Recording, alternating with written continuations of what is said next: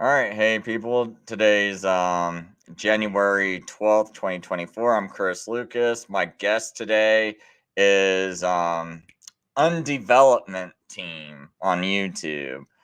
And so we're just going to be talking a little bit about eschatological. Eschatology or Yeah, eschatological views. there we go. That's the word I was looking for. All right. So anyway, I mean, where do you want to start at? Because I think we're gonna discuss Matthew 24, right? Right, and I have a large setup to covering Matthew 24.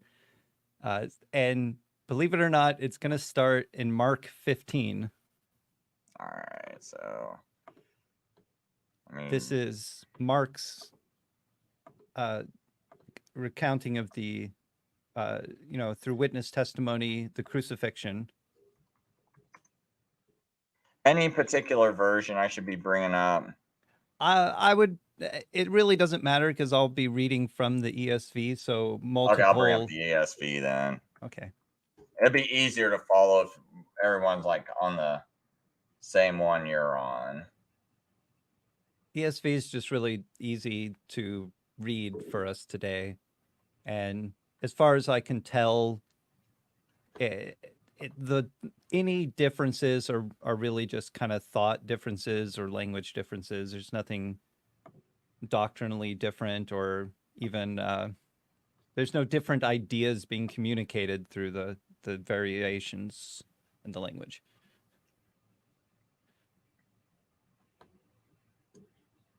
So all the way down to 21. Oh, let me get rid of this. Although, and this may seem like a non sequitur, I just wanted to point this out, starting with 21, because it says they compelled a passerby, Simon, who was coming in from the country, the father of Alexander and Rufus, to carry his cross. But it doesn't say he did. But a lot of people will take the accounts, probably mostly Luke's account, to say that he did at some point carry Jesus's cross, and I'll show you why I don't think that's true. But and they brought him to the place called Golgotha, which means place of the skull, and they offered him wine mixed with myrrh, but he did not take it. So whether or not that's directly before being crucified or not really isn't the point, but it is important that he was offered this mixture of wine and this thing because of just certain implications that we'll get into. And they crucified him and divided his garments among them, casting lots for them to decide what each should take. Now, that altogether just sounds like a summarization of the crucifixion, because it wasn't until he was on the cross that his garments were divided, but other accounts will just say it a little earlier, some accounts will say it a little later. And it was the third hour when they crucified him, and the inscription of the charge against him read, King of the Jews. Now, if you want to write down in your copybook these things, it's very important to just keep note of everything, just kind of understand the events that are going on and all of the major points here. So Simon, who was coming down, was, compelled to carry his cross. They offered him this mixture of a drink, but he did not take it. They divided his garments and cast lots for them. It was the third hour. They crucified him, and the inscription includes the words, the King of the Jews. Now, it doesn't say that that's all it read, but it does say that those words were there. The next important part is just a verse later in 29. That's funny. 27, 29. And those who passed by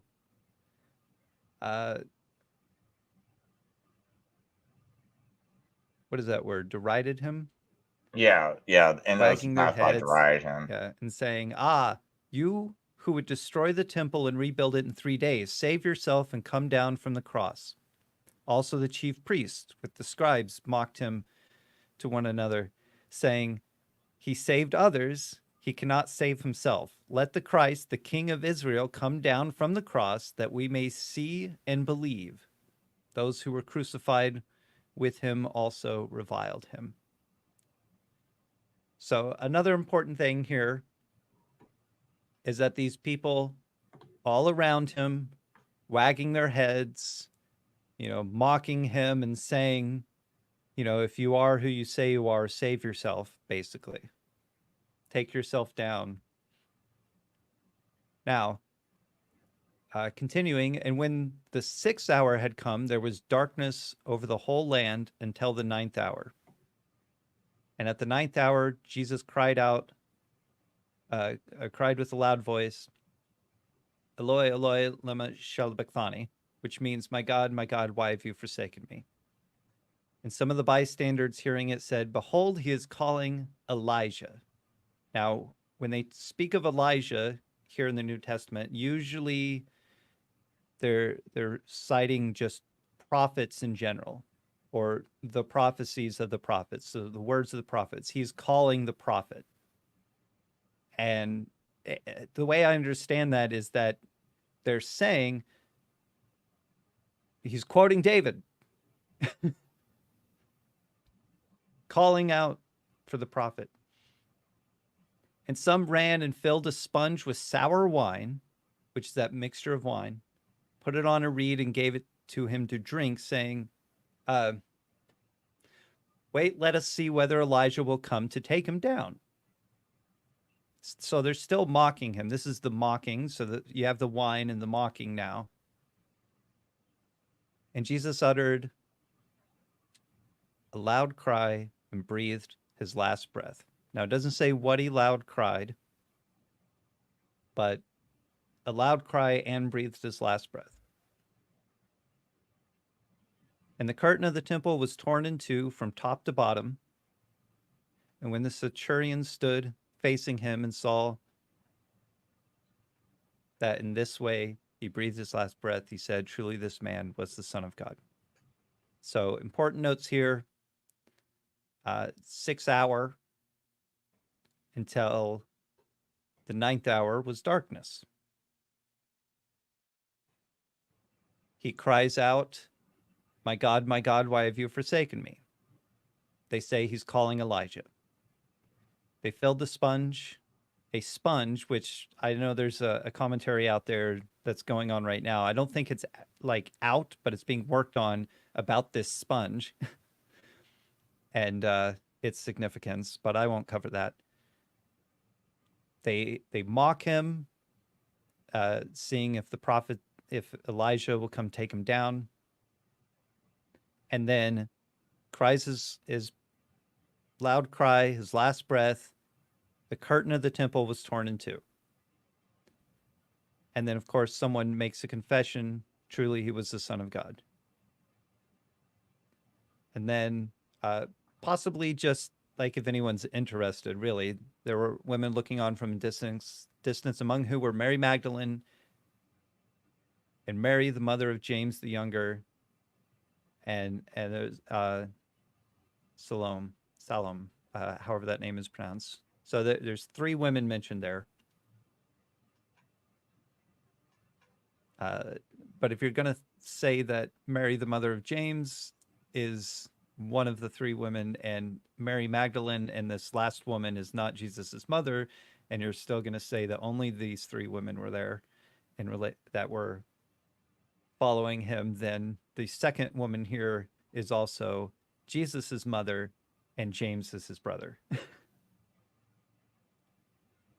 So that's Mark. And looking at those notes, I want you to now go to Psalm 22.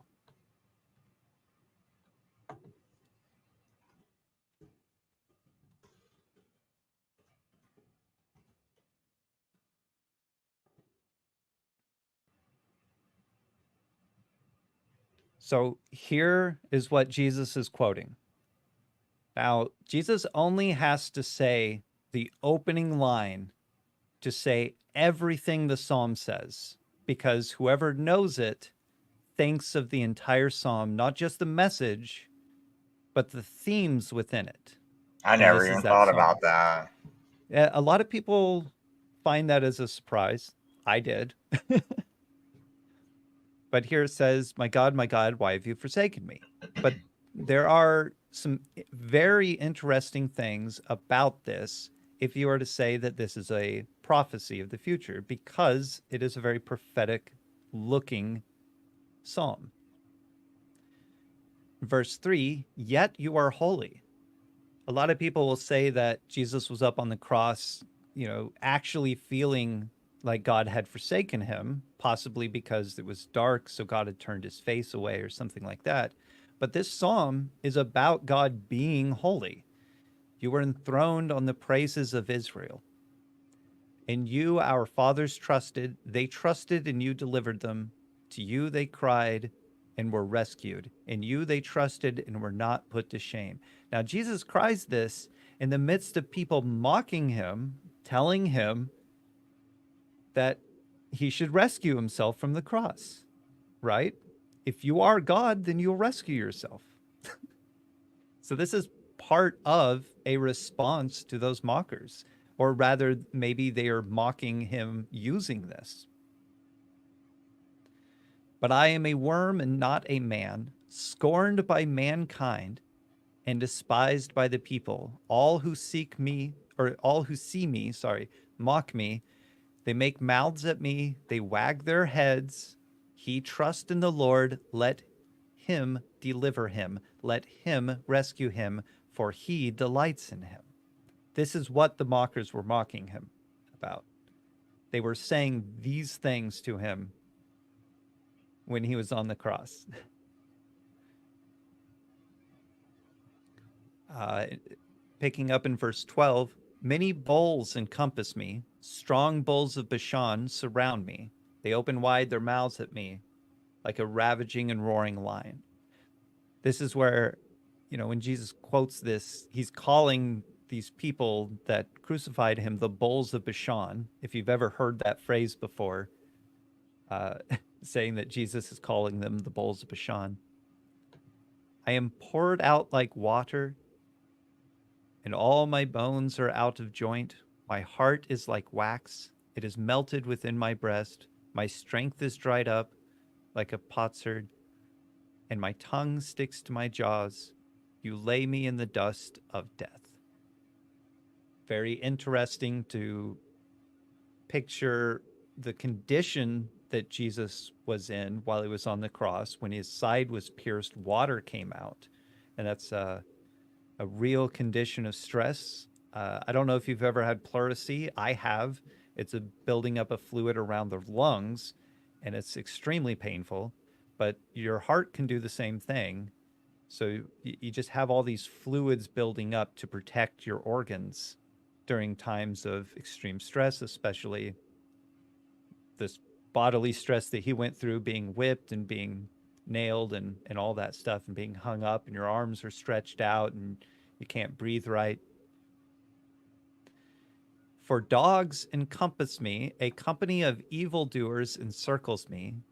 They have pierced my hands and feet. I can count all my bones. They stare and gloat over me. They divide my garments among them, and for my clothing they cast lots. And dogs encompassing him, criminals encompassing him, being crucified, his hands and feet being pierced. They're staring and gloating. The centurions cast lots for his clothes, all those people taking his clothes. But you, O Lord, do not be far off. O you, my help, come quickly to my aid. Deliver my soul from the sword, my precious life from the power of the dog. Save me from the mouth of the lion. You have rescued me from the horns of the wild oxen. I will tell of your name to my brothers. In the midst of the congregation, I will praise you. You who fear the Lord, praise him. All you offspring of Jacob, glorify him, and stand in awe of him, all you offspring of Israel, for he has not despised or abhorred the affliction of the afflicted. He has not hidden his face from him, but has heard when he cried to him. I mean, at that point, it's a huge turn from why have you forsaken me? It's in that it's God is good, praise him. You people praise him too. Everyone praise God. And then just a few more important things. I go down to 27. All of the ends of the earth shall remember and turn to the Lord.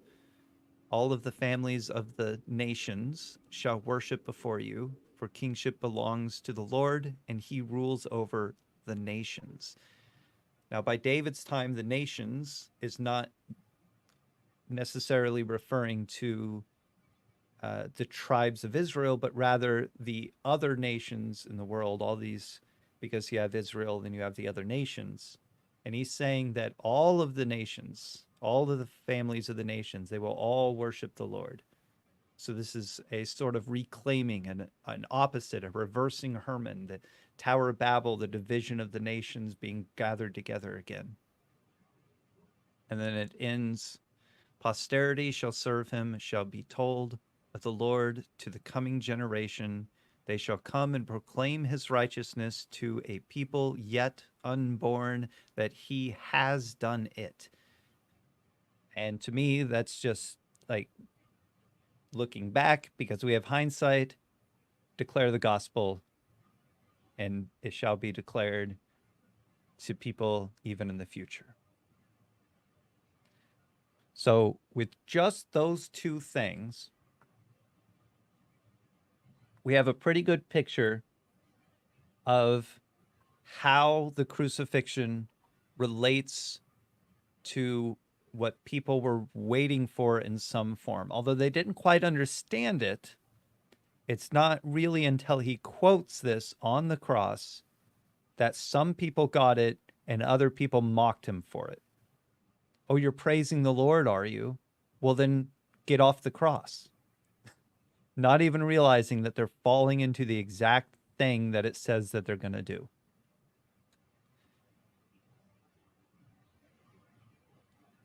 Now, trying to get through this a little quicker, Matthew 27.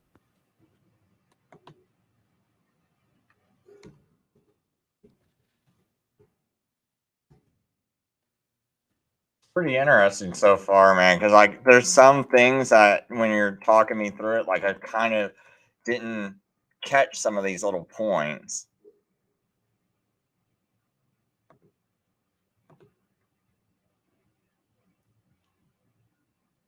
Starting in 32.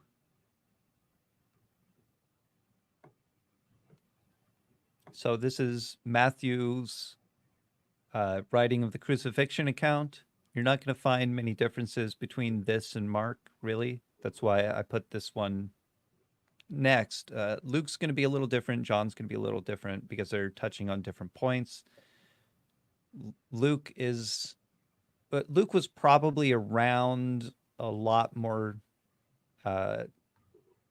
secondhand sources, although he may have been, like pretty close to people, but Matthew was very, very close to a lot of these people and probably still knew about a lot of this stuff. So as they went out, they found a man, and that's Simon. They compelled this man to carry his cross. It doesn't say he did, but they did compel him to. Then on 34, they offered him wine to drink mixed with gall, but when he tasted it, he would not drink it. So again, he's offered wine, does not take it.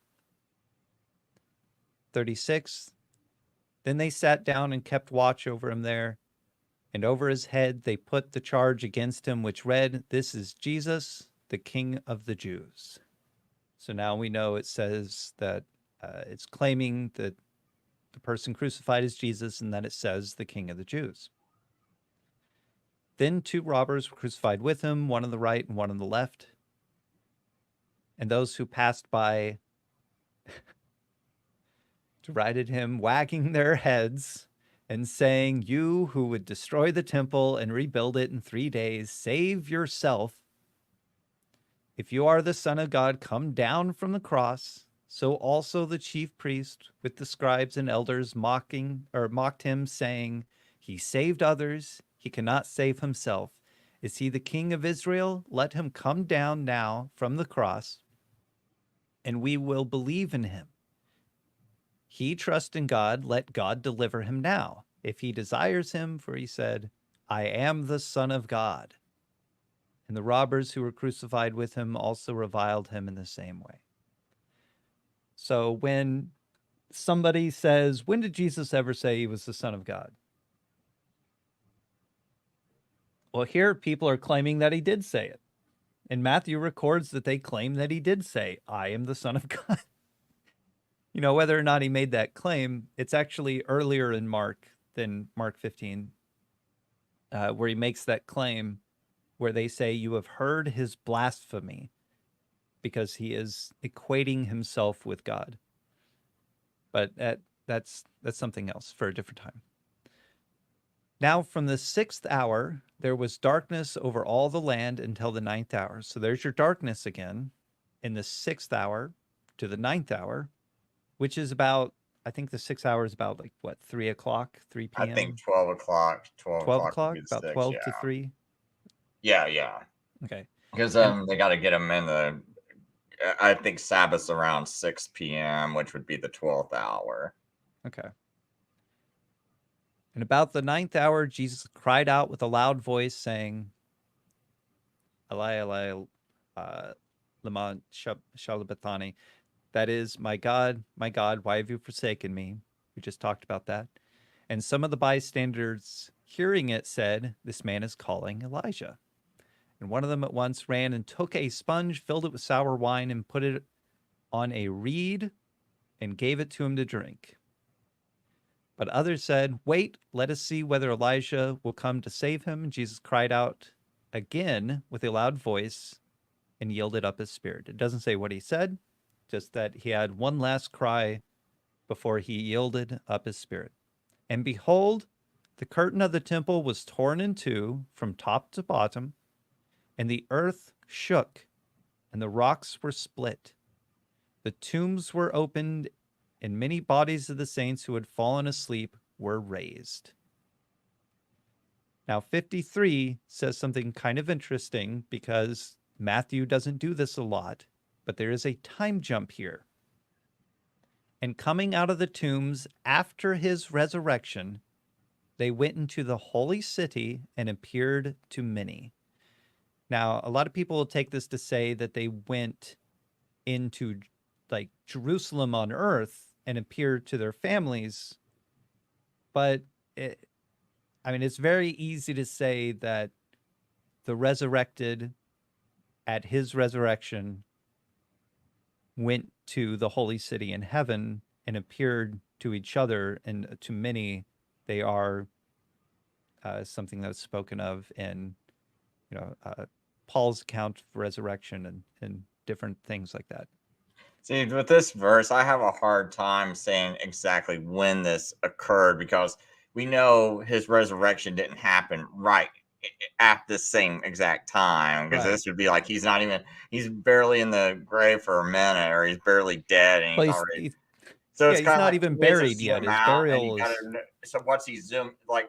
Because Matthew's, or this is Matthew. Yeah, so Matthew's kind of doing this like zoom out and giving you like a big picture view, and then he's going to zoom back into the current time. That's how I look at it. So Matthew's things that I would call time jumps as he writes the entire book of Matthew are all very thematic to paint a very particular picture of Jesus's journey, from going from a young baby being born, growing in wisdom, and becoming who he's supposed to be, and then eventually rising to fulfill his purpose for us. And throughout Matthew will say about that time, around then, things like that. He won't say next until he starts to get into the crucifixion, where he says now and then next, and now and now. So earlier in his chapters, he's not worried about things happening chronologically, but when he gets to crucifixion, he is, except for this, where he wants you to know something very important. This earthquake, the tombs were open, many bodies of the saints who had fallen asleep were raised. Coming out of the tombs, resurrection in the holy city appeared to many. Now, the reason that's important is because there are accounts of 2 earthquakes happening April 3rd, 33 AD on a Friday, and then the Sunday after,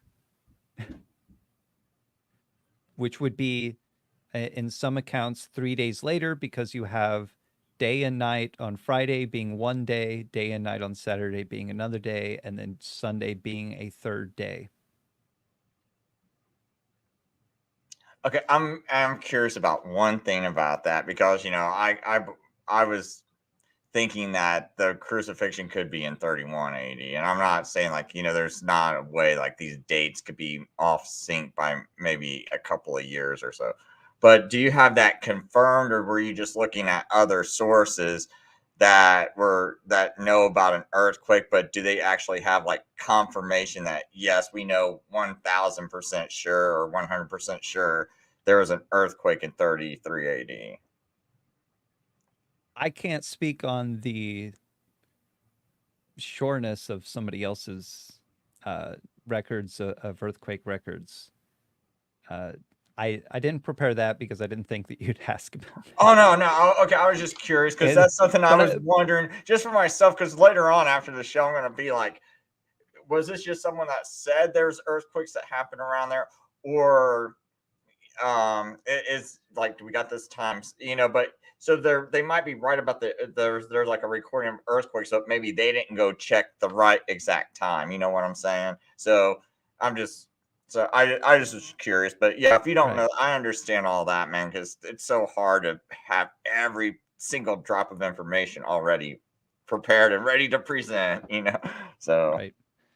so And then, go on, man. okay, so the last thing I want to note here from Matthew is in verse 56, among who were Mary Magdalene, Mary, the mother of James and Joseph, and the mother of the sons of Zebedee. So you have 3 women again. One of them, the mother of James. So that would agree with Mark as the second Mary being the mother of James. Now, Luke 23. This will probably be shorter.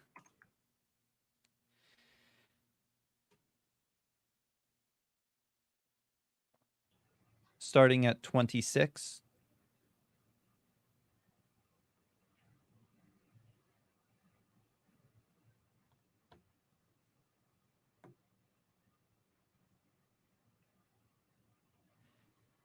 And as they led him away, they seized one, Simon, who was coming in from the country, and laid on him the cross to carry it behind Jesus.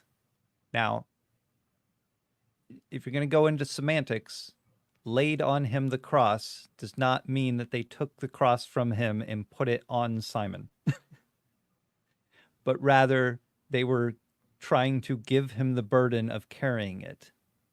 It goes right in along with just insisting that he do so, not that he did. But if you don't, then you just say, oh, look, he did carry the cross up to this point. So going down to 33, and that was just a little note there. Oop, I zoomed. Okay. And when they came to the place that is called the Skull, there they crucified him, and the criminals, one on his right and one on his left.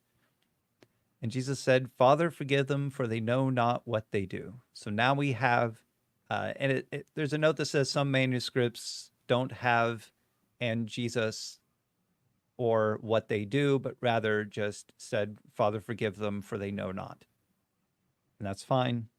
But there are some that also say the whole thing. But this is just more of what he said as he was being crucified. And they cast lots to divide his garments. And people stood by watching, but the rulers scoffed at him, saying, He saved others, let him save himself, if he is the Christ of God, his chosen one. The soldiers also mocked him, coming up and off. Oh, yes, this is very interesting for the sponge thing as well. The soldiers also mocked him, coming up and offering him sour wine and saying, If you are the king of the Jews, save yourself. So this offering of the wine was something that happens to people who are crucified. It's a relief to their pain for just a moment. And it's painting this very kind of gross picture of what they did with this wine, what this wine became, because it's on a sponge, on a reed. It's this very particular wine, and they offered it to him, but he didn't take it. It's a mocking thing that they were doing. And then you think about these centurions and the kind of equipment that they carried with them, and they had a sponge that is used to clean their backsides. Exactly, which is probably what they used to offer him the wine rather than doing it normally. Wow, I never thought about that, man. Wow. If you are the king of the Jews, save yourself. There was also an inscription over him, This is the king of the Jews. So, Jesus, king of the Jews, all of those words still up there. It doesn't say Jesus, but it also, we're going to find out that it says more. One of the criminals who were hanged, railed at him, hanged, by the way, if you're nailed on a cross, hanged is a word that we picture very differently than they did. There's different ways to be hanged on a cross, being nailed to it, but also, I mean, if you're thinking about Judas hanging on the tree, it's a stake, and he dove head first into it to hang himself on it. Spilled his guts. Saying, Are you not the Christ? Save yourself and us. But the other rebuked him, saying, Do you not fear God, since you are under the same sentence of condemnation? And we indeed justly, for we are receiving the due reward of our deeds. But this man has done nothing wrong. And he said, Jesus, remember me when you come into your kingdom. And he said to him, Truly I say to you, today you will be with me in paradise. It was now about the 6th hour, and there was darkness over the whole land until the 9th hour. While the sun's light failed, which is a very interesting phrase, and the curtain of the temple was torn in two. So, I'm sorry, I put a strange emphasis on that because I got a train coming and it's distracting me. So there's darkness over the land while the sun's light failed. And then you also have this curtain being torn. And in Matthew's account, we're seeing that that's because of an earthquake, or the earth shaking, something strong enough to tear this very thick veil that stands between one section and the Holy of Holies.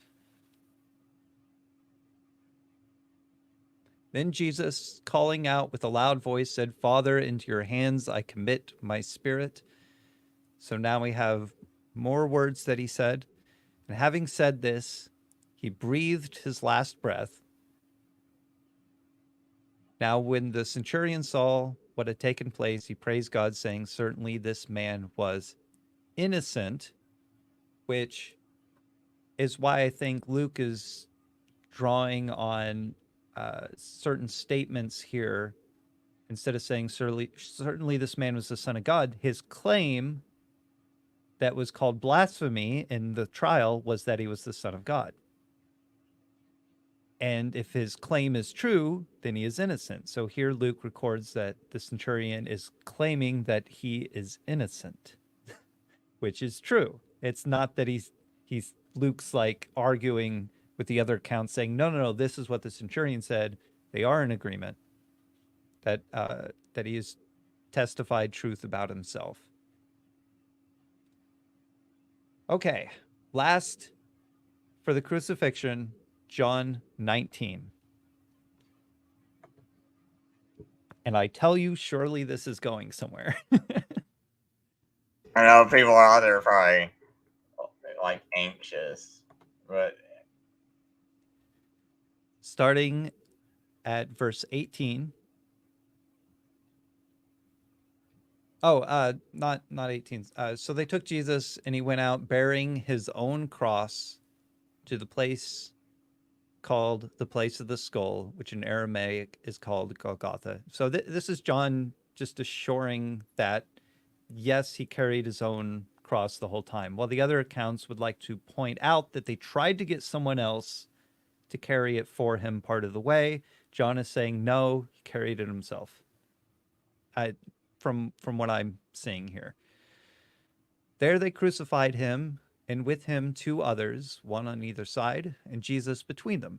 Pilate also wrote an inscription and put it on the cross. And Pilate writing it, I mean, if he says for someone to write it there, or by his authority it was written, then Pilate is the one who wrote it, technically. It read, Jesus of Nazareth, the King of the Jews.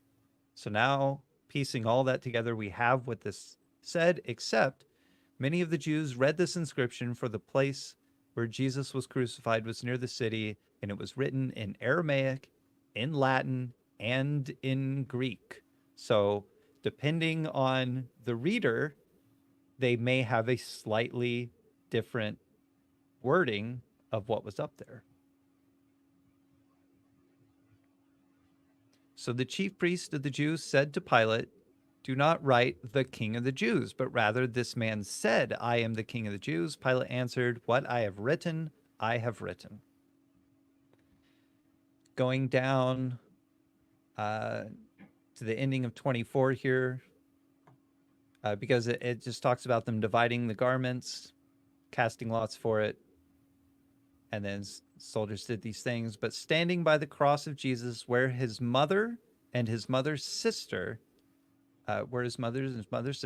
sister, Mary, the wife of Clopas. So, and Mary Magdalene. So now we have a very interesting thing, which is a division of names in the Greek language, which is very hard to understand because you don't have the same punctuation. But here I see 3 women being named.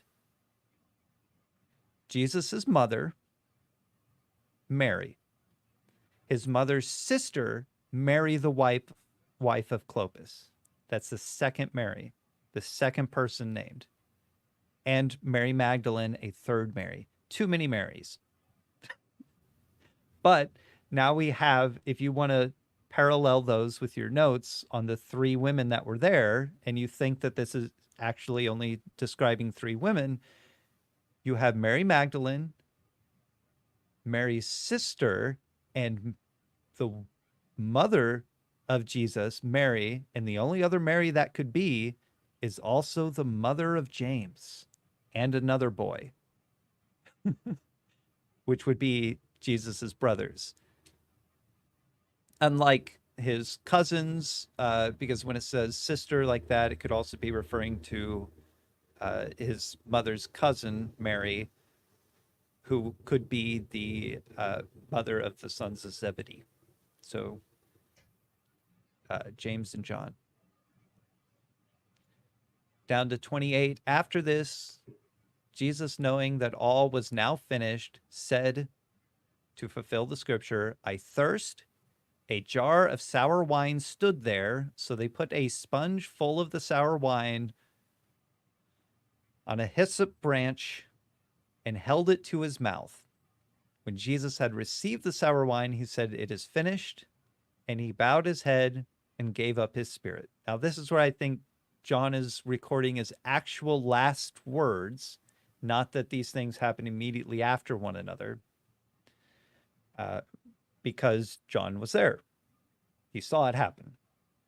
And Jesus crying out, it doesn't say he cried out in a loud voice, but the other accounts do say that he cried out in a loud voice before he gave up his spirit.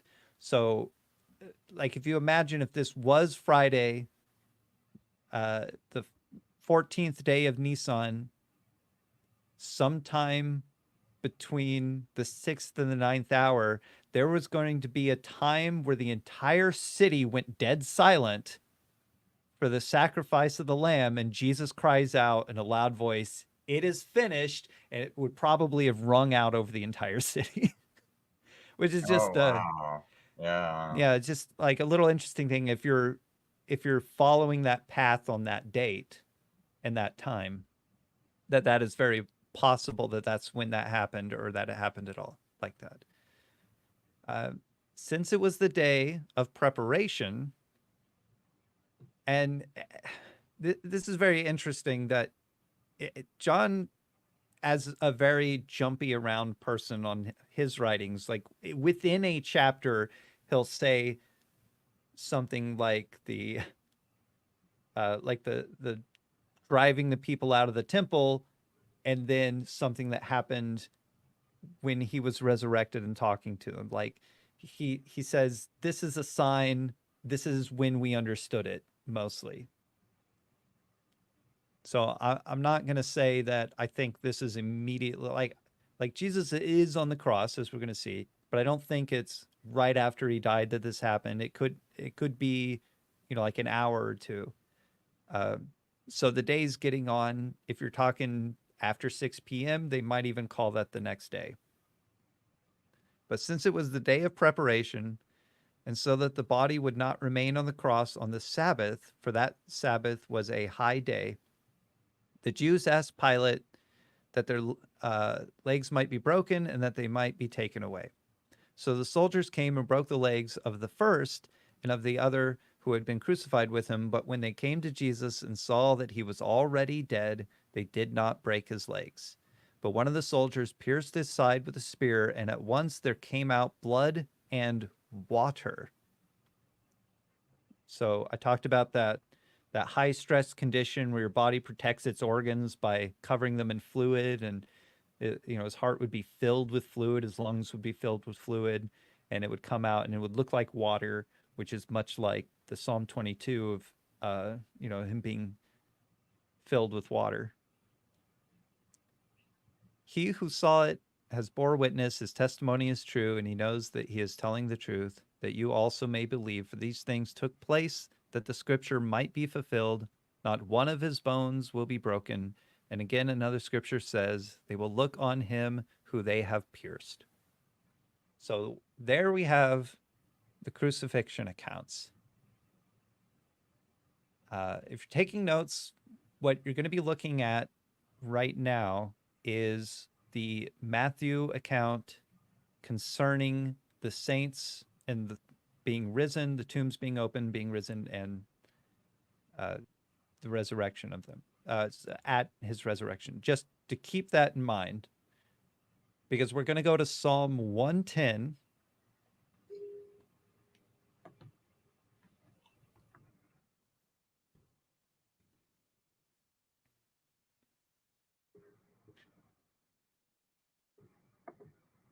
Oh, sorry, Psalm 110.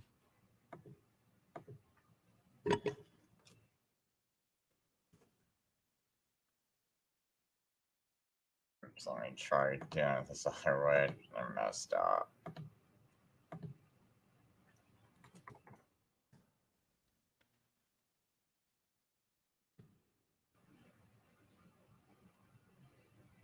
Okay.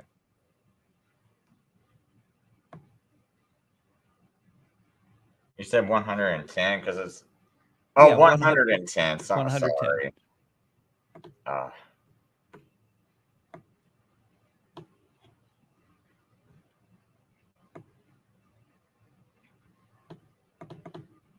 Now, this is, people will point out the most quoted psalm, possibly the most quoted Old Testament uh, anything chapter in the New Testament. I think it's just most quoted psalm in the New Testament, but it's quoted a lot. So the Lord says to my Lord, sit at my right hand until I make your enemies your footstool.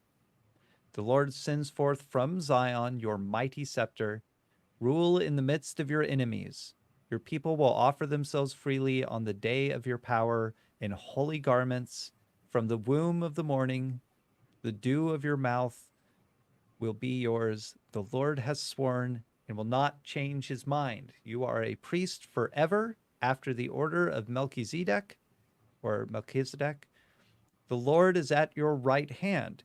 He will shatter kings on the day of his wrath. He will execute judgment among the nations. There's the nations again, filling them with corpses. He will shatter chiefs over the wide earth. He will drink from the brook by the way.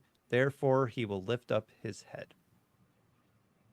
Now, Daniel 7 also covers a very similar theming here when he sees something.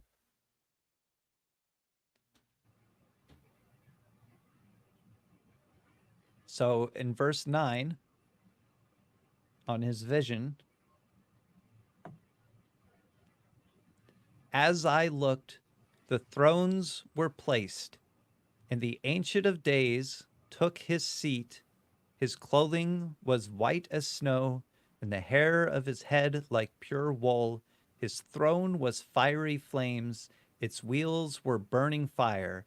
A stream of fire issued and came out from before him. 1,000,000 served him, and 10,000 times 10,000 stood before him. The court sat in judgment, and the books were opened. I looked then because of the sound of the great words that the horn was speaking. And as I looked, the beast was killed, and its body destroyed and given over to be burned with fire. As for the rest of the beast, their dominion was taken away, but their lives were prolonged for a season and a time. So the vision earlier talking about these things, the four beasts, the fourth one's different, and then the 10 horns, and then the horn that comes out of it speaking things. So verse 13, I saw in the night visions, and behold, with the clouds of heaven, there came one like a son of man, and he came to the Ancient of Days and was presented before him, and to him was given dominion and glory and a kingdom, and all the peoples, nations, and languages should serve him. His dominion is an everlasting dominion which shall not pass away, and his kingdom one that shall not be destroyed. So for your notes here, the clouds of heaven, one like a son of man, came to the Ancient of Days, presented before him. He was given dominion and glory and a kingdom that all the peoples, nations, and languages shall serve. And his kingdom is an everlasting one. But really what we're going to look here is with the clouds of heaven, there came one like a son of man, because that's going to be the most important part. And then Daniel's vision imparted as it's being described to him. These four great beasts in 17 here are four kings who shall arise out of the earth, but the saints of the Most High shall receive the kingdom and possess the kingdom forever. For the kingdom forever, forever and ever. And then down to 23, thus he said, as for the fourth beast, there shall be a fourth kingdom on earth, which shall be different from all the kingdoms, and it shall devour the whole earth, and trample it down, and break it to pieces. As for the 10 horns, out of this kingdom 10 kingdoms shall arise, and another shall arise after them. He shall be different. So out of this kingdom, 10 kings shall arise, and another, I said kingdoms, shall arise after them. He shall be different from the former ones, and shall put down 3 kings. He shall speak words against the Most High, and shall wear out the saints of the Most High, and shall think to charge the times of the law. Change, yes, sorry. Change the times in the law, and they shall be given into his hand for a time, times, and half a time. But the court shall sit in judgment, and his dominion shall be taken away to be consumed and destroyed to the end. And the kingdom and the dominion and the greatness of the kingdoms under the whole heaven shall be given to the people of the saints of the Most High. His kingdom shall be an everlasting kingdom, and all dominions shall serve and obey him. Now, that's kind of just a repeat of the vision earlier of the coming on the clouds ushers this in. Now, before I continue, does anybody have any questions on that? I think you're good, man. I mean, there's some things I want to ask you later though about what you think like the times is and all that, but I don't want to interrupt your flow. I mean, I'd rather just hear what you're building up to. So Okay. Well, so the connections that I'm making here by reading all of this is that as Daniel sees, as David has seen, there's going to be this figure that is like a son of man riding on the clouds of heaven with great power and glory to take the seat at the right hand of the Ancient of Days, to usher in an everlasting kingdom which destroys all other kingdoms and has dominion and reign over everything forever and ever with the saints.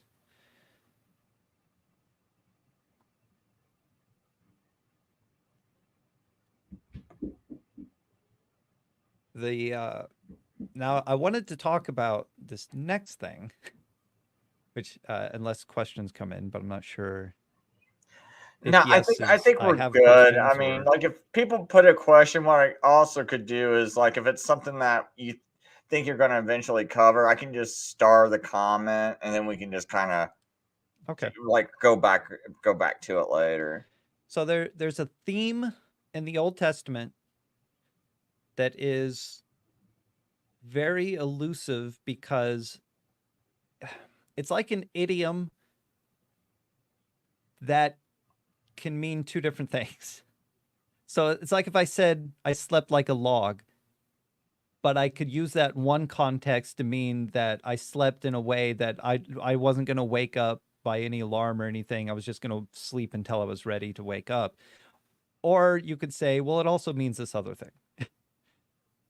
But we don't really do that with idioms. However, there is an idiom in Hebrew and things like that where the differences in the wording are so subtle that it's very hard to understand which one they're talking about. And it's this thing related to heaven and the word earth. So you'll see heavens and earth, heaven and earth, or the heavens and the earth, or, and things like that. So it's very possible that in Genesis 1, heavens and earth means totality. But it's also possible that it means temple or tabernacle. Now, I lean more on totality because there are some people that'll say, well, this language actually more resembles heavens and Sheol, referring to everything above, everything in between that and the below. So that is totality instead of just heavens and earth. But there are many times, many references where heaven and earth is a large building, which is the meeting place. There's your tabernacle, your temple where the Holy of Holies is, built by Solomon.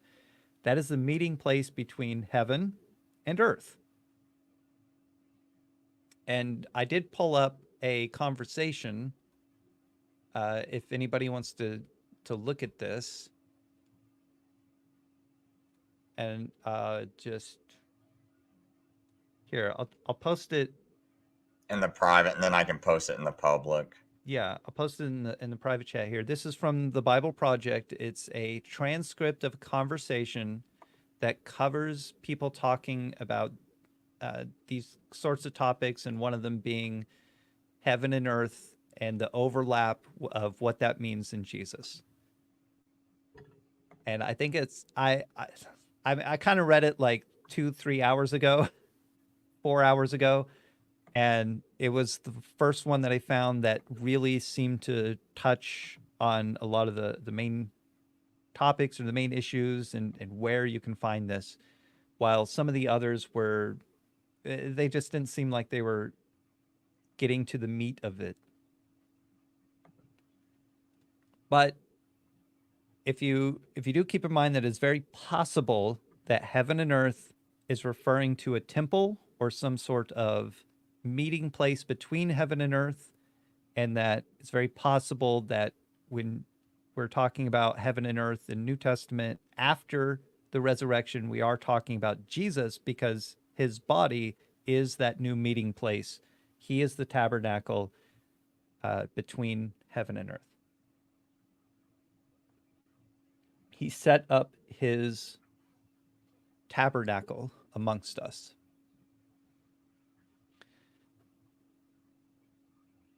Oh, this should have been way earlier. I also have I forgot about this. Here, I'll post this in the private chat, but don't do anything with it until I explain it. Okay. I did pull up an article by a Robert C. Cohen, published, I guess, January 3rd, 1984. And it is the British scientists find an astronomical clue to help date crucifixion of Jesus. And what this is talking about is the darkness of the sun and the blood moon, and how it might not be a solar eclipse, but rather a lunar eclipse. And they would also probably swayed you towards looking at this crucifixion date being April 3rd, 33 AD, the 14th day of Nisan, on a Friday, around the 6th hour. That's interesting. I mean, I'm open to being wrong, because people out there, I go with the 31 AD date or possibly 30. So, but I'm open to being, wrong, and that, maybe there's something else I need to go work out and double check. So, Well, our calendars are, yeah, but as far as tracking the movement of the stars, which we can do very well now, and we can even calculate where they were at a certain date in the past, including eclipses and things like that. We also have lots of data from archaeology dating when a lot of sandstorms or earthquakes took place. And so there's just a lot that like accumulates into this one date. And it also, 30 to 33 fits in with Pilate. yeah, because currently I'm someone that believes in a 31 AD crucifixion on a Wednesday to get your 3 days and 3 nights. Because that's the one issue I have with the Fridays. I don't know where you get your third day and third night from. At least not your third right. night. So Friday, well, it would be a double Sabbath on that 14th day of Nisan. I can't go into that because I'm not that's not my field, but Right. but you would have Friday being day 1, Saturday being day 2, and Sunday being day 3. There's no claim that says that he was in the tomb for 72 hours, but rather that he rose on the third day. Yeah, my only issue is just even from when I was like an 8-year-old kid, I never understood the third night, because you don't have 3 nights, and Jesus himself said 3 nights. Yeah, And I they think do that's say in high one of the Sabbath, articles. which high Sabbaths do refer to.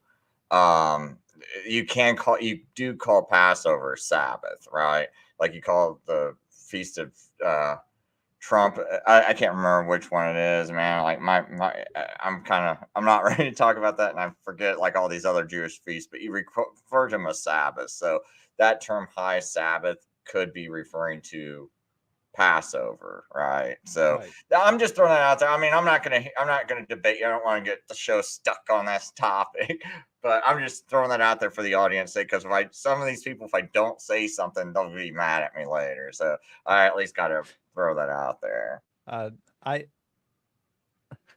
So I have Matthew 16 up next, and I completely forgot that I had this up next because something that I forgot to do is pull up any article or any information from any work that talks about how the Father's angels in the clouds of heaven are the same thing. But I'm sorry. From what you're going to hear, it's just my claim. And That's if you want to fine. look into it, I I apologize that I'm making you do that kind of work. But starting in verse 27, and I don't have the ESV with me. I have ISV and NIV, but that's going to be fine because uh, ISV and ESV are very similar. NIV is the only one that's kind of different, and it's only kind of different. And I will read both of those just to show you just that they're only just like slightly.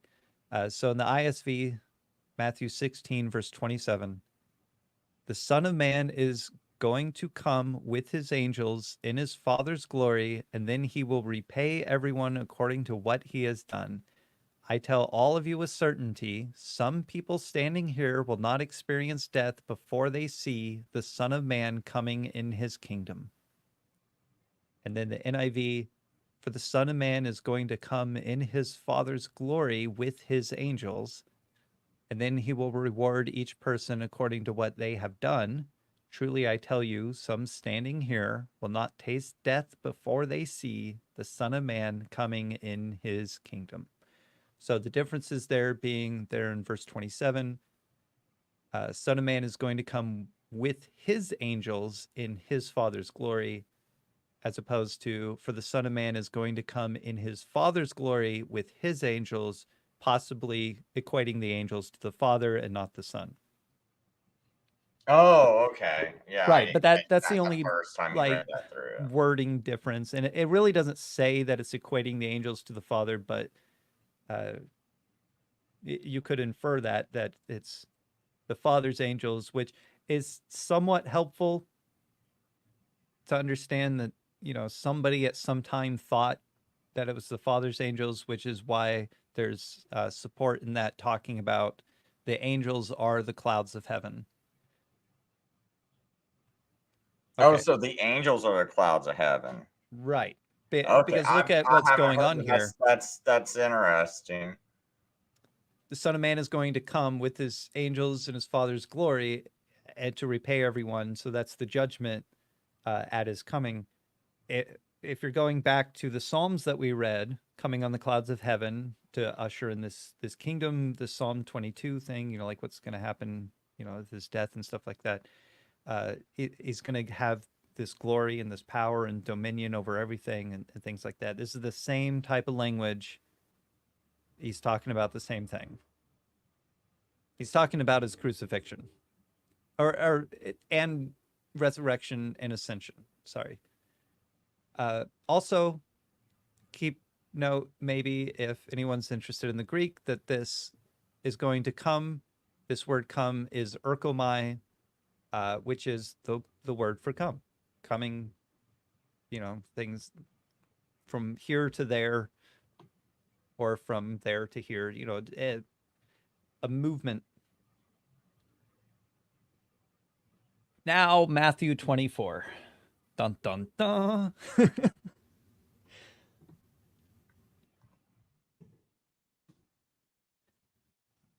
Now, last time I No started wonder this. you were like, this can't be quick. Right. So last time we did this, I brought up the parallel accounts in Mark and Luke and how they ask a question that, in my mind, clarifies the question that they ask here. Because here, there's people saying, well, this is the question that's asked. This is how you divide it. They're asking these either two or three things, but in the parallel accounts, you see that they're asking basically about the same thing, but they're asking two questions. When will these things take place? And when will it be accomplished? When will it be finished? When will it be done? And then in Matthew, you have when will these things happen? So, in response to Jesus saying the temple will be destroyed, not one stone left on another. And what will be the sign of your coming and the end of the age? So, if sign of your coming, and I'm going to get into that word here in a bit, and end of the age is when they are going to be accomplished, then that is one thing. The sign is about it being done. When will this happen and when will it be done?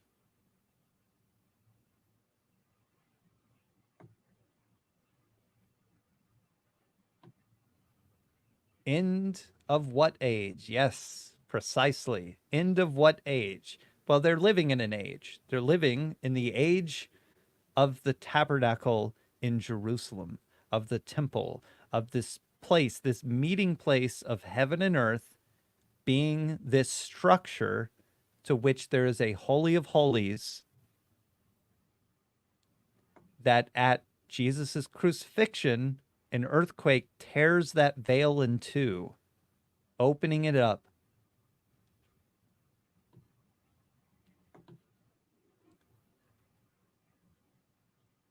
Now, this, if you're looking at Bible order, if you want to highlight the word coming there, this is the very first in biblical book order instance of this word, parousia or Parousia. I've been saying Parousia in the Bible. So not until this point do we have that word parousia. Not in Mark, Luke, or John does this word occur, parousia. This is it. This is very interesting. And I want you to hang on that word. What will be the sign of your Parousia? And I want you to keep up Matthew 24. But I'm going to have you pull something else up.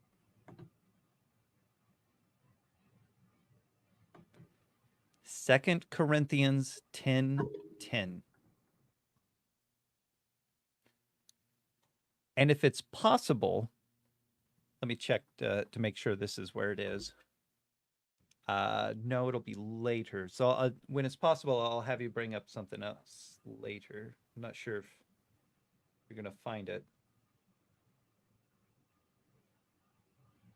Okay. So 2 Corinthians 10:10.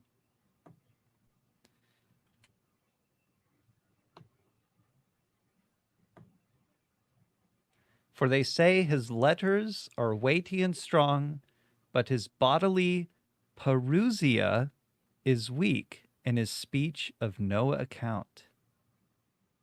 Now, is there a way to say that this is referring to the second coming of Christ? So presence is actually the word coming or Parousia? Because that's what you Presence just is a said. very dull word for it, and that's one of the problems. It doesn't carry the weight of what this word means. But just to think about that, this is translated presence. Now, even in the Latin,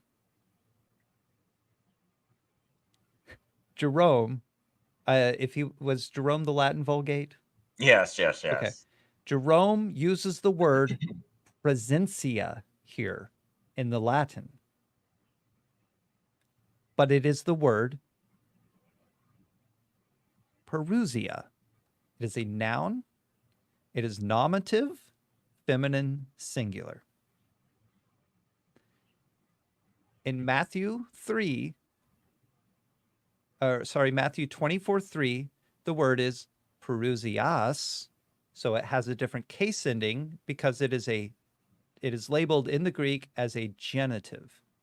So it's still a noun, feminine, singular, but it is genitive, Parousias or Parasias. And where did you say that one was at? In Matthew what? That was Matthew 24:3. Now, Okay, in the cool. Latin, in the Vulgate, it uses the word adventus. Advent. That's where we get the word Advent. I So, did some deep study in this, man. right. So you might think, well, okay, so the case ending makes the word different, right? Well, if Parousias or Parasius or Adventus is the difference there, somehow the genitive, which I mean, just the genitive form doesn't really change the meaning of the word, it just changes its relationship within the sentence, then you have a problem with, let's see if I can find this.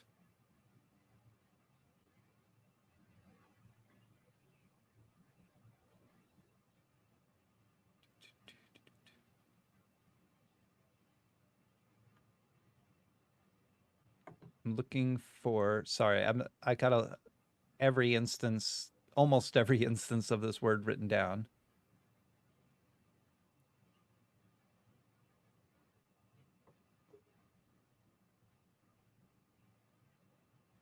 And whenever you make your commentary, I definitely want to buy a copy, man. Because I'm definitely, because you at least you did a lot of research. Oh no, Like, sorry, yeah, well, I know I had all this fresh in my mind when I was writing.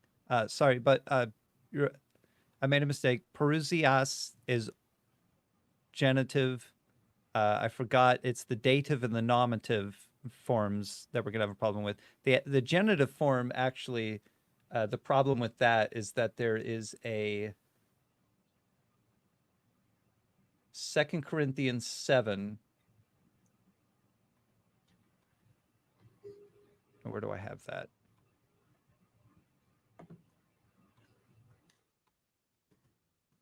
Oh, it was right above it.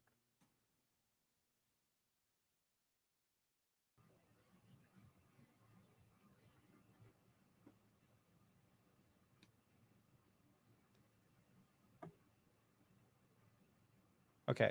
So, and it's in the Latin. And if you can find a parallel English, Latin, and Greek, I don't know if you know how to do that for 2 Corinthians 7, 6, and 7. do I need to find that right now for your point?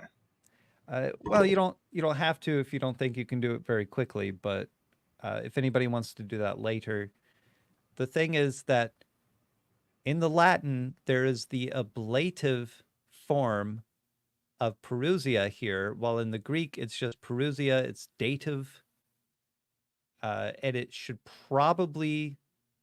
I'm not sure exactly what's going on here. It's very strange to have it adventu, which is ablative, which is in it's related to the genitive, and that's where I was getting confused because genitive and ablative are basically the same thing. But the ablative would be like coming from or have come from type of thing in that sentence. Yeah, I don't know how to find that. So I mean, because the only thing I'm pulling up off the Okay. right, I mean, quickly is this. I mean, All unless you right, got a link you want to drop in, I could do it that way. I don't. I I don't even Or, think I included the Latin in my commentary really, but but we can just go on with your point, man. okay. So in 2 Corinthians 7 and 6 and 7 it says, "But God who comforts the downcast comforted us by the Parousia of Titus, and not only by his Parousia, but also by the comfort with which he was comforted by you, as he told us of your longing, your mourning, your zeal for me, so that I rejoice still more. Now, without seeing the word there being translated, think about that sentence. Not only by his Parousia, but also by the comfort with which he was comforted by you, as he told us of your longing. Now, where is Titus? And this is Oh, Paul speaking. I haven't read this for a while, so just go ahead and answer the question. So Titus is with Paul Okay. because he is talking to Paul, comforting Paul with his presence. But here in our English translations, we see it, the word Parousia, he comforted us, and it comes out to coming, with the coming of Titus, not only by his coming, and sort of that noun form of it, which probably is where a lot of that confusion comes from. I just don't think it should be using the word coming, because that's not how we're understanding that word. To us, that is not a noun. Oh, yeah. Okay. All right. So what he's saying is that Titus is with them. He is among them. He is alongside them, but in a way that only Titus can fulfill this requirement by Well, comforting. rival would probably be a better word, would you Well, not say? even a rival, because it's not like he's walking on the road and yelling to Paul, "Oh, all the comfort. Oh, let me tell you of the," he's not arriving. He has already arrived. Now, if you look at the word in the Latin, it's adventu. The case ending there is ablative, so it's like come from. So it'd be God who comforts the downcast, comforted us by the coming from of Titus, from you to us. So he's with us from you. I mean, that's the way that they're talking about it. But even the word adventus in the Latin is referring to a sort of celebration of someone being with you, having arrived in the past.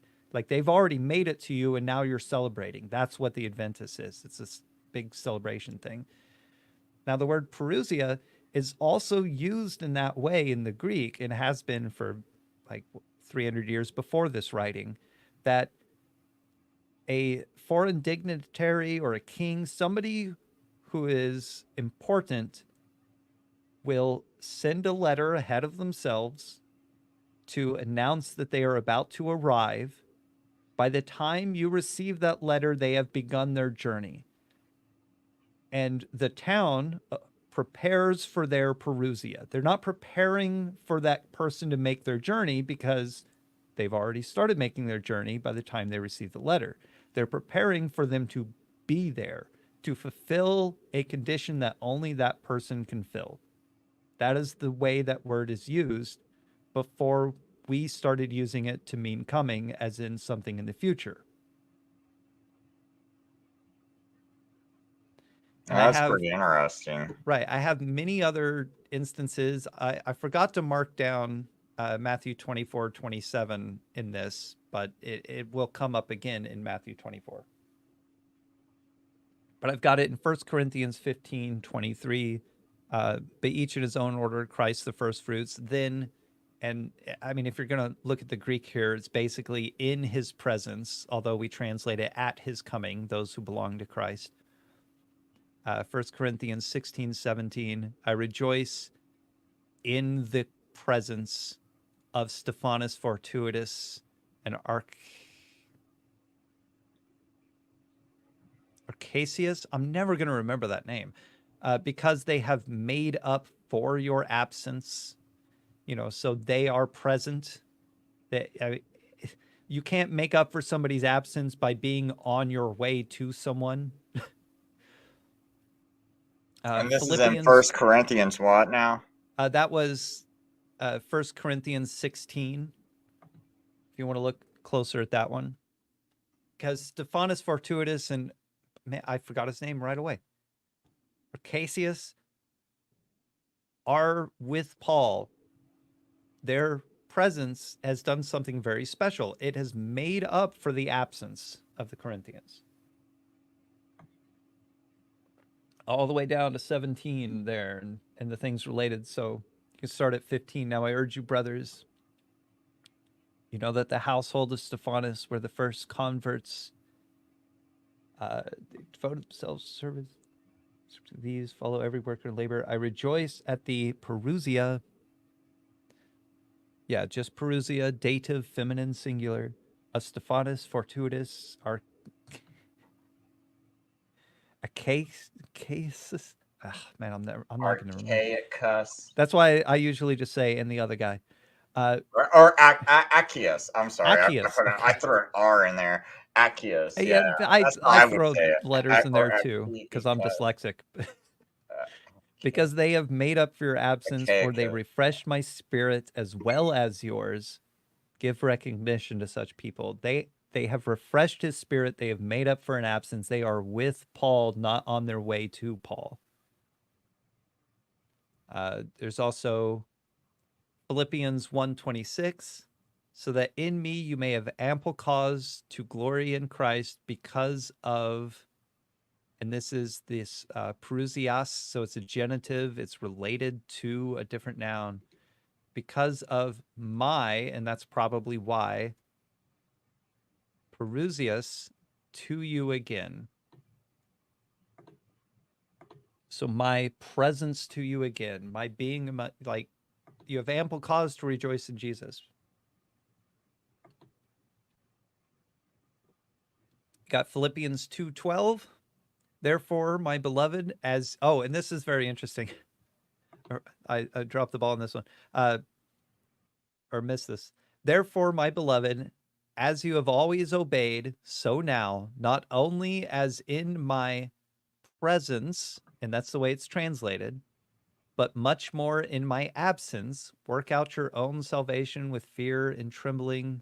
Where is the word coming? This is Parousia, noun, dative, feminine, singular. There's nothing in the case form that would suggest it should be coming, and yet it is translated presence.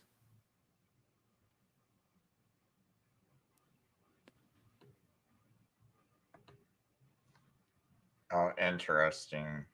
1 Thessalonians 2:19, for what is our hope or joy or crown of boasting before our Lord Jesus in his presence? But it says at his coming. Is it not you? Which, is it not you? That's a very present thing to think of, not a future thing to think of. 1 Thessalonians 3:13, so that he may establish your hearts blameless and in holiness before our God the Father in the presence of our Lord Jesus with all of his saints. In the Parousia, that the same words for at the coming and in the presence are there. So it's really just a matter of, most of these, it just seems to be a matter of interpretation. People have an idea that they want to communicate, and so that's how that they pick the meaning of these words. But also it seems like sort of the meaning of this word kind of got lost.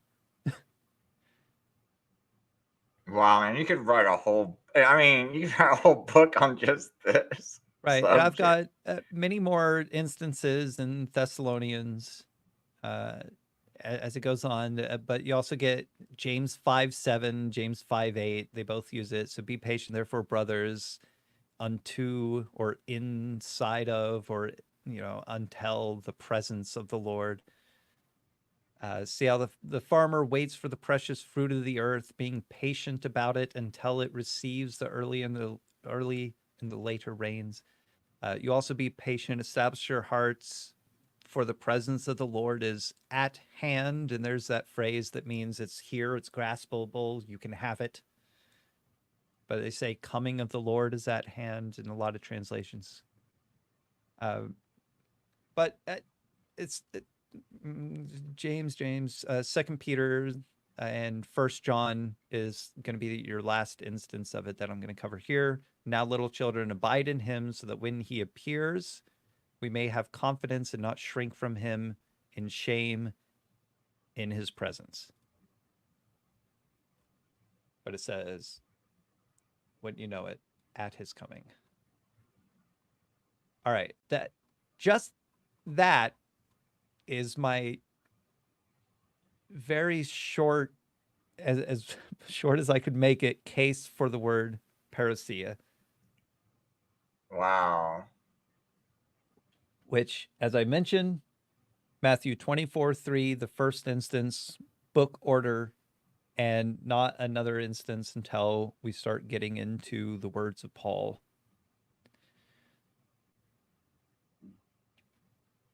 Okay, so how would all this tie back into 24 for people?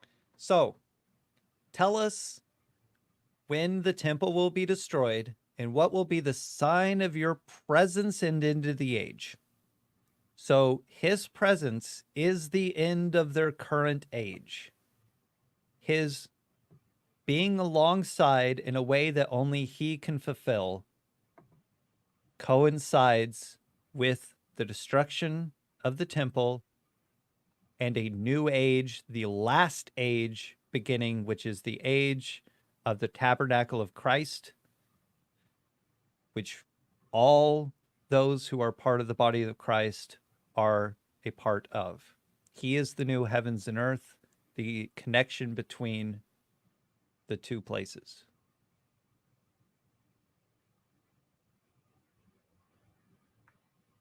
That's interesting. That's something to think about because I've never had someone walk me through this. I never thought about this, and you caught me at a good time too, man. Because I haven't I was so steeped in futurism and dispensationalism, and even like 3 years ago, it's like even though I was kind of like starting to come out of it all because I started finding things like the Geneva Bible and stuff like that. I would like it still would have been hard for me to even grasp that. I would have been like, it would have been going out one ear in one ear, out the other, just like, yeah, it sounds so like predators. Just because the way I was raised was like, it was so absurd, right? And there was only two options: futurism, preterism. There's no middle option. There was no, well, maybe some things in Revelation, or future. No, no, no, no, no. It's either full preterism or futurism. So, but I find it interesting, man. It's definitely something for me to think about. Yeah, there's a lot of straw manning out there going on with, if you say this, then all of this other stuff applies to your view, and it's like, well, no, because if you let me expound upon every point, you'll see how I can show you how it all works together. Much like anybody who has a view that differs from anyone else, they're not just pulling it out of thin air in that moment. They have heard it expressed in a way where they can follow along the entire time and agree with it all. That's why they hold that view. So even though there's a bunch of different views, all these different eschatological views and why they hold these positions, you can justify why they have those views. Just the same way I can. It's just that to me, all of their justifications fall on things like the trouble with this word. And not just this one word, because there's something else that's going to happen too that we're going to talk about. All right, so we can go to that now. Well, let's Unless there's still something else you need to add. I'm going to continue through Matthew. Okay.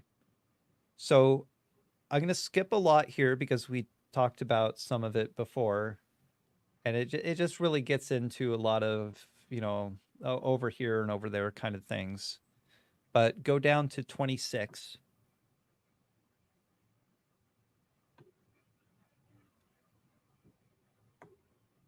In relation to, for false witnesses, false Christs or false prophets will arise. So if they say to you, look, he is in the wilderness, don't go out. And if they say, look, he is in the storeroom, don't believe it.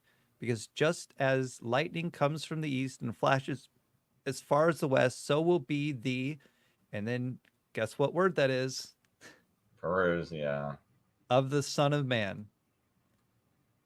Wherever there is a corpse, there the eagles will gather. Some will say vultures, but it's like birds of prey. There's a very militaristic kind of language going on there.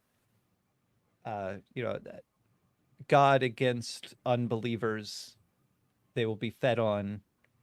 But this starts with a warning not to believe false prophets. Because false prophets will arise. But false prophets have already arisen.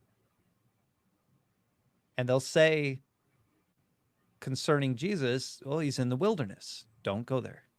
He's in the storeroom. Don't believe it. And then this gets very confusing, because just as lightning comes from the east and flashes as far as the west, so will be the coming of the Son of Man. Now, language is tricky. We're finding that out. But even more tricky is punctuation for the Greek, because we don't really have an understanding of what word is technically related to what word unless you can see, this word has a case ending and this word has the same case ending. This is genitive or ablative or whatever. So it's relating to, this word that uses that. But what we have here is something that's very confusing, because a lot of people will tie this to the word comes. Lightning comes from the east and flashes as far as the west. And they're saying that this Parousia here is tied to the coming of lightning rather than the flashing of lightning, which is what I think it's tied to. So the presence, the visual, the being alongside type of word, is the flashing of lightning, which can be seen, not the coming of lightning from east to west, but rather that it's undeniable when his presence will be.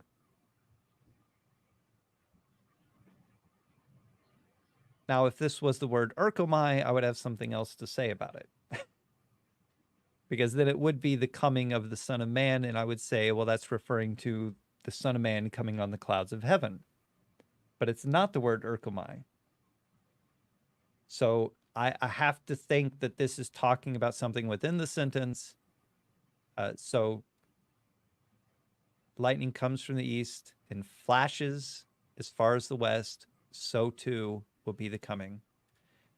If there was a stronger emphasis on it being about the lightning coming from the east, then there would be no need to say it flashes. But I think simply because it mentions flashes, I can't ignore that. I have to consider that it's very possible that that's what it's referring to. So it kind of shifts the dynamic of people who are saying, well, this is the word coming because lightning comes, so the Son of Man comes, right? Yeah, be quick and you'll notice it because it'll be coming like from east to west, and you'll see him in the sky. And Right. but yeah, I've never even considered looking at it that way, because like you said, because I've raised almost 40 years seeing coming as he's going to come like lightning, comes from the east and shines as far as the west. I never thought ever that could be Well, present. right. So I brought this up as sort of a what is related to what in this sentence when you see or when Jesus says that that he has seen Satan fall like lightning from heaven. Did he see Satan fall similar to lightning falling from heaven, or did he see Satan fall like lightning from heaven? So did Satan fall visually like lightning, or did he fall from heaven similar to how lightning falls from heaven? See, you can see it as two different things depending on how you're relating those words to one another. Right. All right. So in verse 29, I want you to switch to the ISV International Standard Version here, because as much as I have problems with the ISV, it being a thought per thought, this really shows you what's going on in verse 29 better than any other translation that I've seen so far. It's interesting. I've never Okay, ever. This is the first time I've ever read from the ISV. So. Is that the ISV? Oh, it's put me back on ESV for some reason. What in the world? Oh, I clicked it because it was at the top. So ISV. Oh, here we go. Bible Hub. Sorry. I wish I could find a version that allows me to make it bigger than that, but hopefully people can see it. Sorry, I just. Can you not do that on Bible Gateway? Oh yeah, you're right. Well, I think if it was on Bible Gate, I'll go ahead and see if it's on Bible Gateway. I thought maybe that's why it wasn't even giving me that option. When you select ISV there, you got to hit Oh, the. okay. I guess it would give me the You option. got it. Yeah. I just wonder why it wouldn't pop up on the search engine, but.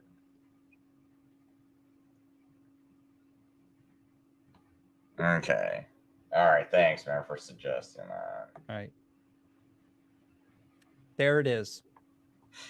Now look at what seems very different about the way this is laid out. Do you notice anything right away? I'll have to go back between the two, and my panel's starting to get real small here. So immediately after the tribulation of those days, the sun will be dark, and the moon will not give its light, and the stars will fall from heaven, and the powers of the heavens will be shaken. How much should I read? Should I just read the whole thing, or? No, you're good right there. Okay.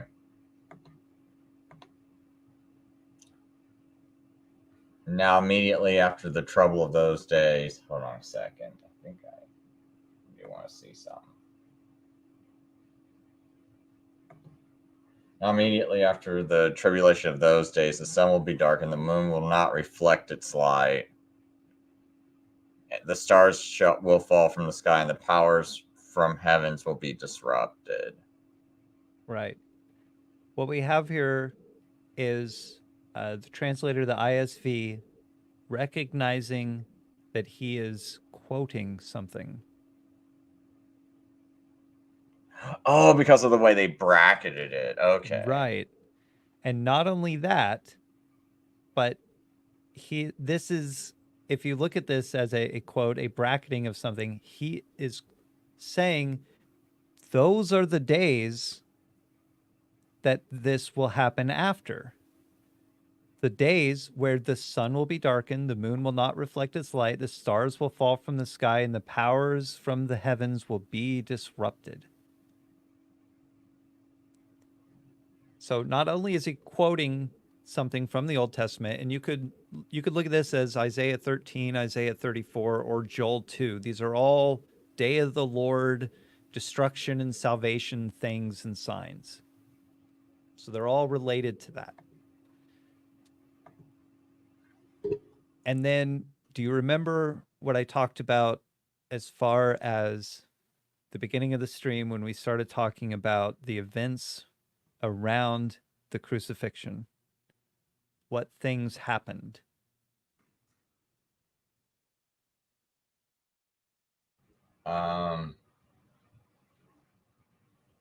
So if anybody had been taking notes on that, the sun was dark for 3 hours.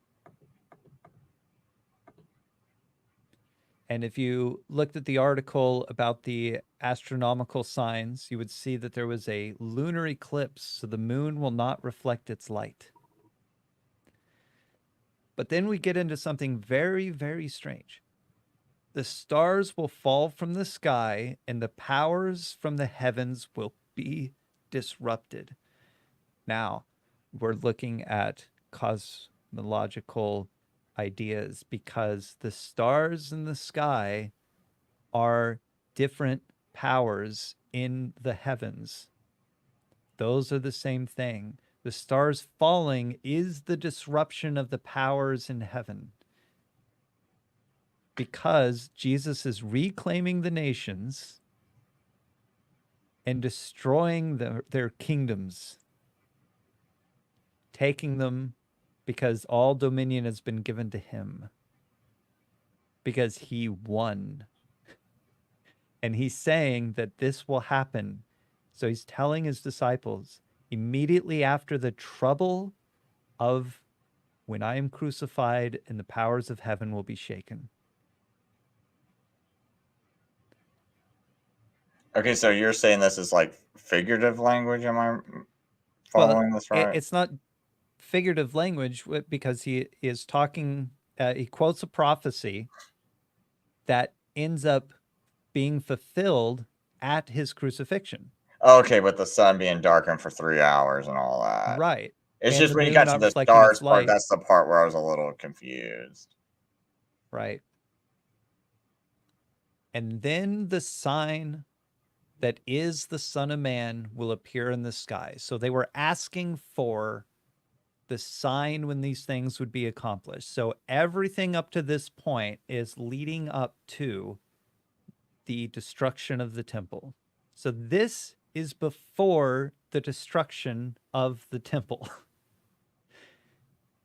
It almost has to be, because he now is talking about the sign of the Son of Man. And if you're going to say that that's not his crucifixion, that he's not talking about that, then then you're going to have to say that it's a complete coincidence that those things happened at his crucifixion. And that maybe Jesus made a mistake. Maybe he should have been more clear and not describe something that would happen during his crucifixion in order for it to be something in the future, like our future. But I just don't see a way of justifying that.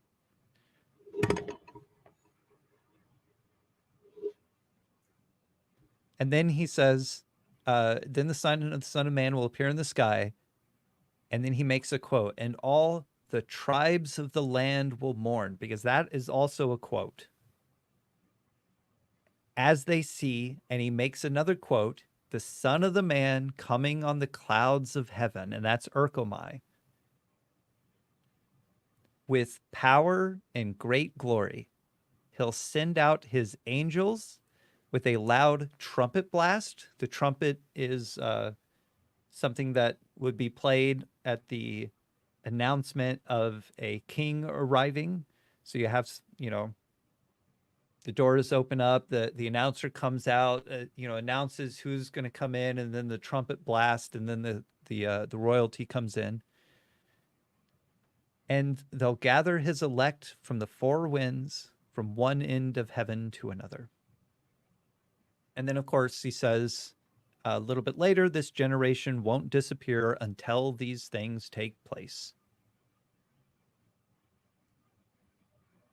Which I think is important. A lot of people will equate this generation to referring to this thing that they call the wicked generation. But I think that's just kind of a way of like moving the goalpost, kind of, but also to say like, oh, well, I mean, if it doesn't fit with my belief, maybe they're talking about something else. So maybe he's talking about the wicked generation, and the wicked generation continues even to this day. So that generation still has to, be around until these things happen. It's just, I mean, it's a stretch, but I mean, if it's talking about wicked generation, then you have a point. But I don't see it talking about that. I don't see a way of saying that that's what it is. What verse is that? Oh, okay, this one right here. This generation won't disappear until these things take place. Yeah, I would think it would be talking about the people that he's telling it to right then and there.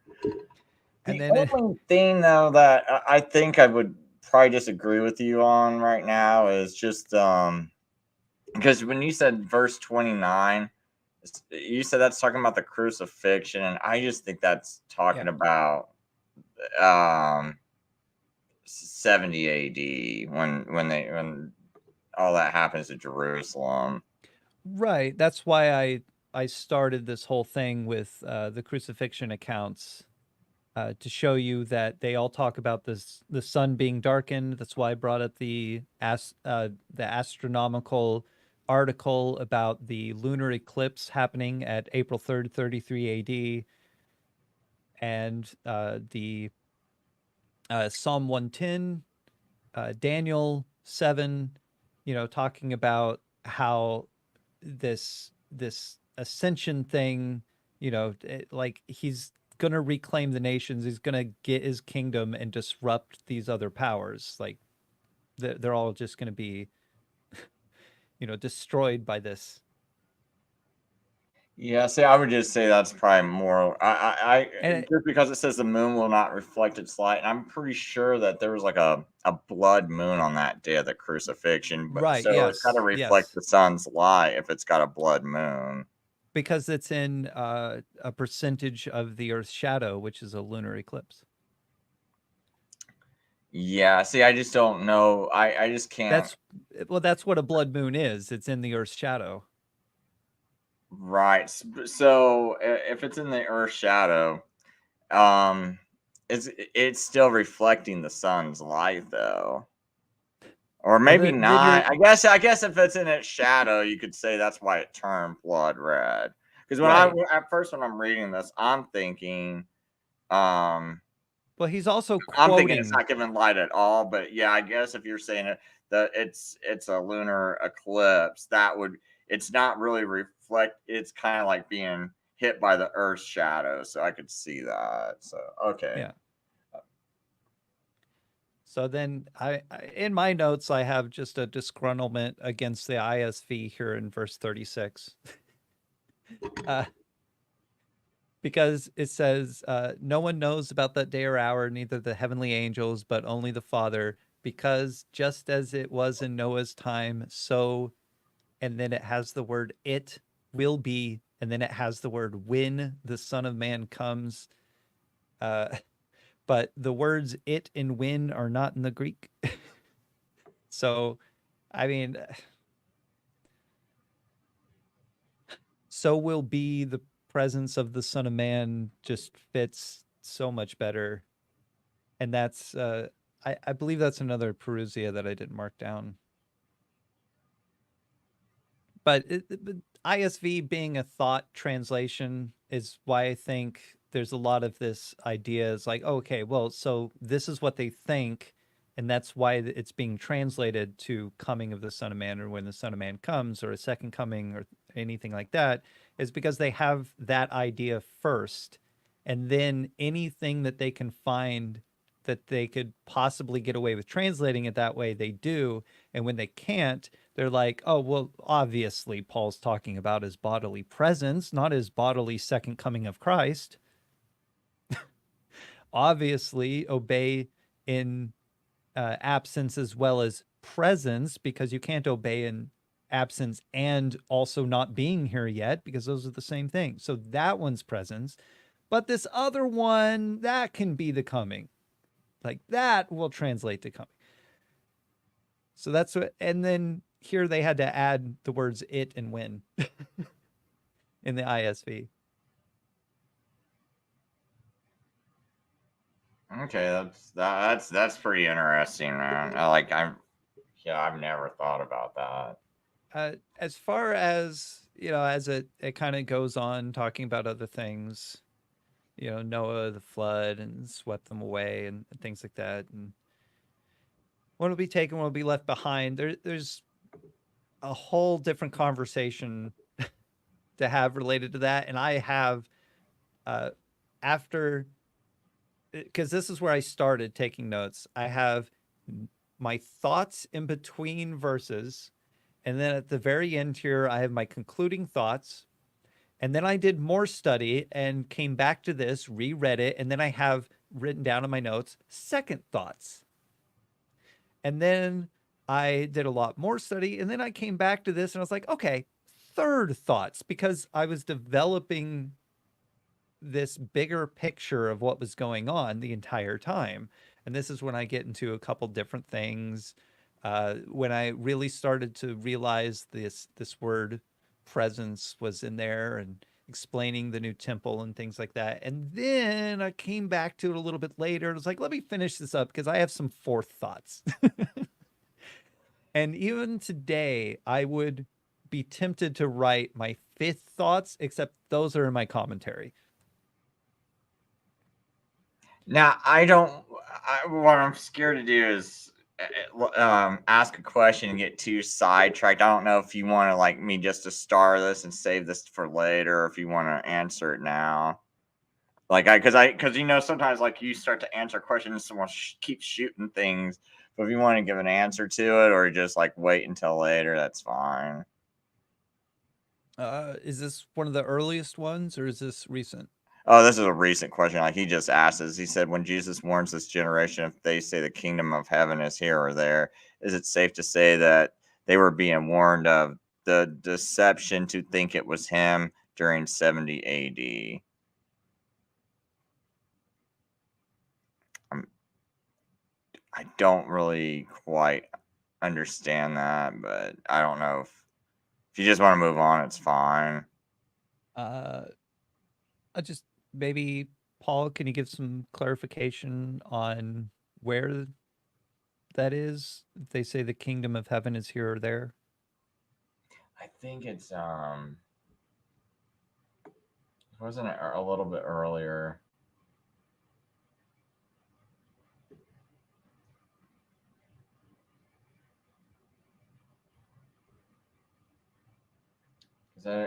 Yeah, the only part I know is like, look here in verse 20, look here, the Messiah, or there he is, don't believe it, because false messiahs and false prophets have arisen and will produce great signs and startling demonstrations, so as to deceive, if possible, even the elect.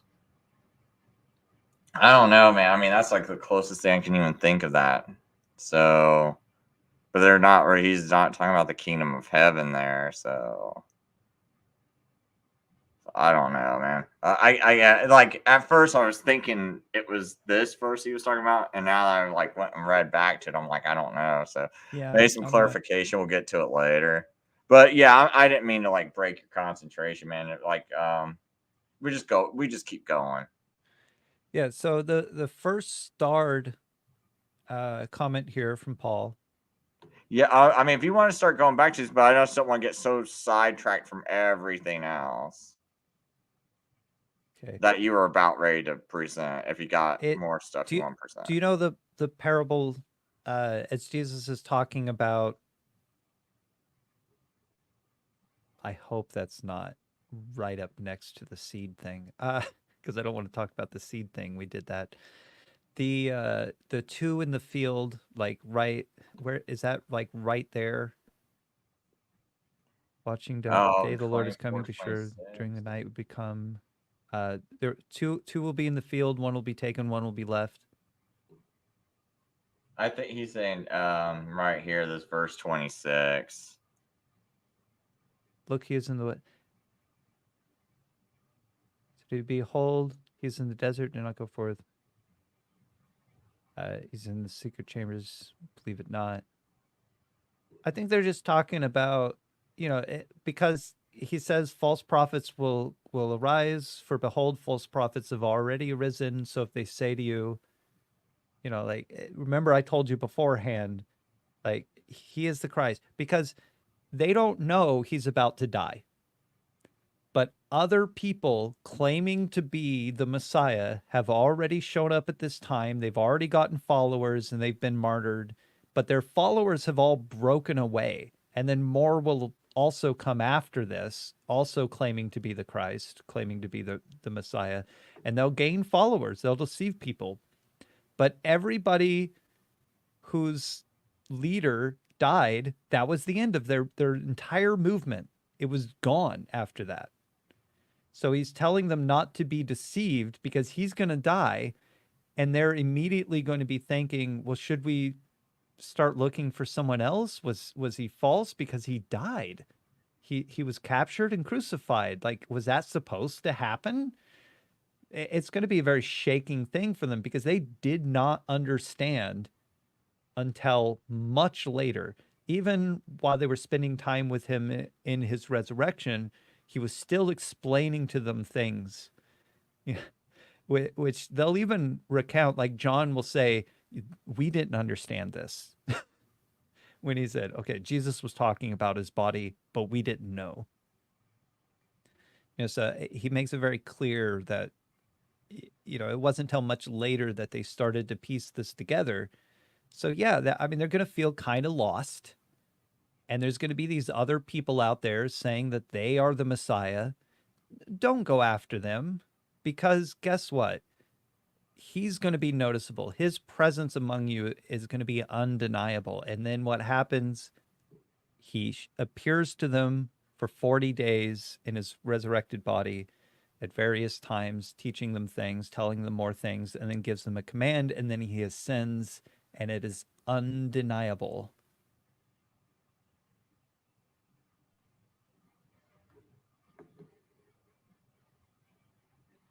I think he's arguing that he says Jesus is making it clear when the second coming is.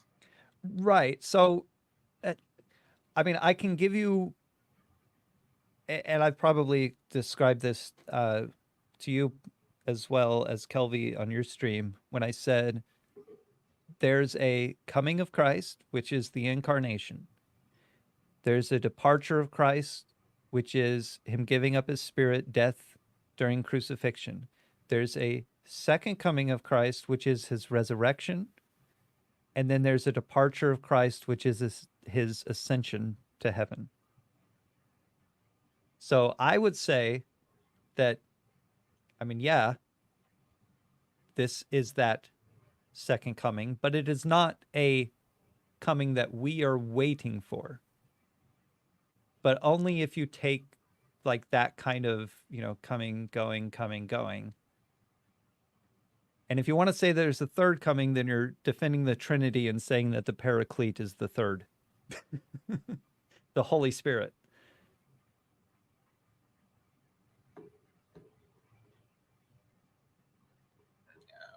So before I break up your momentum here, is there still more you need to cover in your presentation? Because it's 2 hours. I don't know how much longer we'll be able to do it, and I don't want to miss what other points you wanted to cover. Now, at this point, it's just up to what the chat has. Okay, They so we'll want to just start ask. taking questions with the other chat, man. Because Russ White says not seeing it. I don't know what he means by not seeing it, but if you Just as elaborate a on whole, that. he's not really feeling the whole connection. I get it. I I thought I did a pretty good job of setting it up, showing the themes coming on the clouds of heaven. If you want to see, I mean, let's go to Acts 1:9, because this will be Erchomai, not Parousia, not Parousia. Because I made a defense for, or a defense, I made a case for that word not referring to coming. It's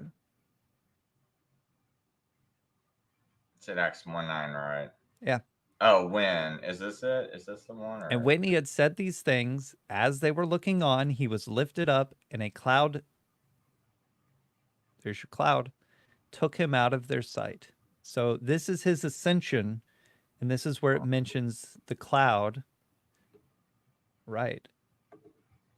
And if you know the rest of this, I mean, I can't spoil the whole thing. I was thinking about doing a digital painting to show sort of how I see the figures in this, because you have his disciples who are called the men of Galilee by the men in white robes being people who are purified. They've been, cleansed of their sins. And they're saying, why do you look into heaven? Referring to the sky. Don't you know this same Jesus will erchomai in the way you saw him go, And a lot of people will say, oh, look, he's saying, don't you know he'll come back to you? But it doesn't say to you, because it's very clear that the Greek is calling them men of Galilee to separate the men in white robes from the position where his disciples are. They're saying, these men in white robes are purified. They're in heaven. The men of Galilee on earth. There's the men in white robes are seeing Jesus come to heaven. So there's your Son of Man coming on the clouds of heaven. And the men in Galilee are seeing Jesus go, obscured by a cloud.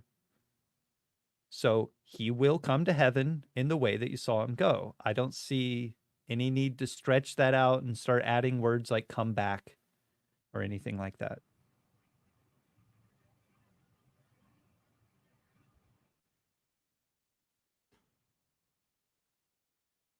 So, let's see here. Mr. Time in a Bottle has a question. It's because he was asking about, yet it say whom will be taking and whom will be left. I guess he's talking Exactly. about One will be taken, one will be left. There's no distinction between the two. It's a warning that Constantine did not heed. And yet somehow before he died, he got right with Christ in some way, but I'm not the judge. I would say he did it in a very deceitful way, and he was not doing it in love of Christ, but was rather doing it in love of the world, and therefore was actually against Christ in what he did, where he refused to basically live right for God until he believed he was going to die. And what this is saying that two people, no distinction between the two. One of them will die unexpectedly, both of them doing the same thing in the field, and you don't know who you are or when it's going to happen, but be ready today because you could die today. And if you're not ready today to face him without shame, then, you're getting your punishment for that. So, Mr. Time in a Bottle says the kingdom of God is never here. Will God spare believers of persecution? Tell me where this is in Scripture. I'm not sure if he's talking to someone in the chat or you, but Prosecution. persecution. He corrected himself. Persecute? Oh, okay. Yeah, because he corrects himself in the next. Kingdom of God is never here. Well, that's if you're to believe that it's all something that we are still waiting for, but Jesus goes out preaching the kingdom of God is at hand. You're going to be tying that to, I send my messenger before you to prepare the way before you, which again themes that is the words of the prophets. The New Testament people, Moses is the law, Elijah is the prophets. Don't they say Elijah must come first? Jesus says Elijah did come first. And he says it was John the Baptist because John the Baptist was the prophet that prepared the way before Jesus. So the kingdom comes after the prophet preparing the way. And then Jesus is that kingdom. So, I mean, Jesus coming and saying the kingdom of heaven is at hand. It's graspable. Here it is. It's already among you. So, proclaimer of the gospel of Jesus is saying the resurrection was the fulfillment of the messianic prophecy, not the second coming. Right. So, I mean, if you're holding to that, then you're making a pretty good defense, or you're making a statement that says that you're not going to find second coming in anything related to the Messiah's, duties or what he's to fulfill in the Old Testament, but rather you're going to have to, as many people do, rely on something in the New Testament to talk about a second coming, which my whole thing here was that Matthew 24, which is what a lot of people use, does not talk about a second coming. Yeah, at least not in Matthew 24. You might be able to not argue that. Now, I I like guess that. one question: there's some people new. Well, if you got some important point, go ahead before I go I on. like that they said, "My home is not here; it is in heaven." I heard a panel talk on eschatology, and almost all of them agreed that their home is here, and that heaven is just an intermediate period. And they were pre-trib, post, or sorry, they were pre-mill, post-mill, and all-mill people talking on this panel, and they thought that it's kind of hard to understand their picture of it, or actually where they get their defense for this, but they believe that the new heavens and the new earth is this heaven and earth being restored, but we go to heaven and then we come back to the restored version of it, which means that this is their home. And to me, that's just a really, well, I don't want to be without my stuff, because I don't see that in the Bible. I And that guess one my question home I is in got for heaven. you, because some people who are completely new to this might be thinking the same thing. Like, do you believe there's like there is like I guess like another um coming of Jesus or anything? Like a judgment day coming or anything Well, like that. all of the judgment day things are about us dying and then facing judgment. So God judging the nations and things like that. Every bit of it can be tied to, we have been resurrected, or those who are asleep have been resurrected. So that's everybody who's died before us. Actually died before Jesus was resurrected. They are the ones who are asleep, who Jesus, the first fruits of the resurrection, brings those who are asleep with him. Uh, and so they all face judgment. So that's whether you get punishment or reward, that is your judgment, or the judgment that is made. So we face that. So 100 billion people all being sent to damnation because they didn't love God throughout history. And then you get uh, we who are alive and remain afterwards. So as people die throughout history, now that this has taken place, we are destined to die and face judgment, as it says in Hebrews. And then we will either get our reward or our punishment, which is being separated from God, which is equated to eternal damnation. Eternal damnation, the word damnation is judgment. We are eternally judged. Although some will also say eternal destruction, which I've called out was an oxymoron, because eternal has no beginning and no end, and destruction implies an end. Oh, wow. I never thought about that one. So, um, so because I'm curious, because I've never really talked to you much about your view. So, do you got like a full preterist view? Do you believe in a resurrection, I do believe in a resurrection. Jesus like was a bodily resurrected. resurrection, full bodily resurrection? Let's see. I tried really hard to include Paul talking about the resurrection in my commentary, and I realized that it would just take too long. Too many words to say. So it's got So to be another commentary. exactly. So I cut it out and I simplified it as much as I could. I was encouraged to stick to certain points and move on. So that's kind of what I had to do. But if you're going to talk about 1 Corinthians 15, I have my notes on it, and those will be included. If someone gets my commentary, they can go through all my notes. The Messiah has been raised from the dead. Some of you keep claiming there's no resurrection of the dead. I mean, he just really wants people to know that, yes, the Messiah did raise, and there is resurrection for those because he is raised.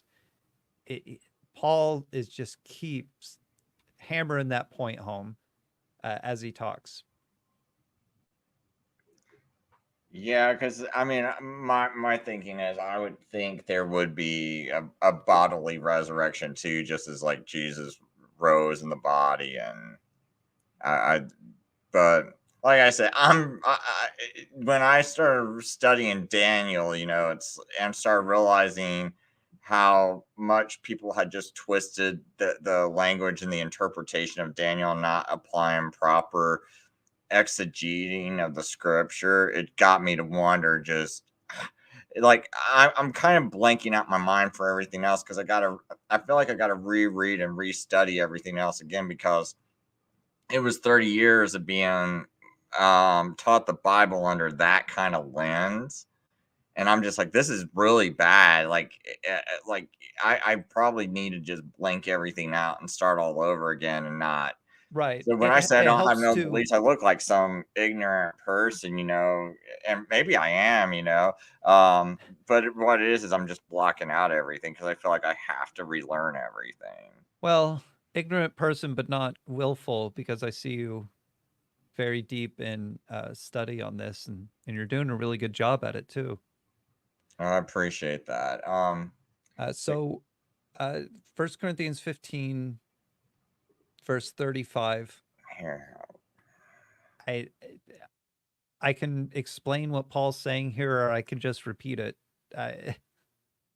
you can go ahead, and maybe if you want to just give kind of like a rough explanation. Right.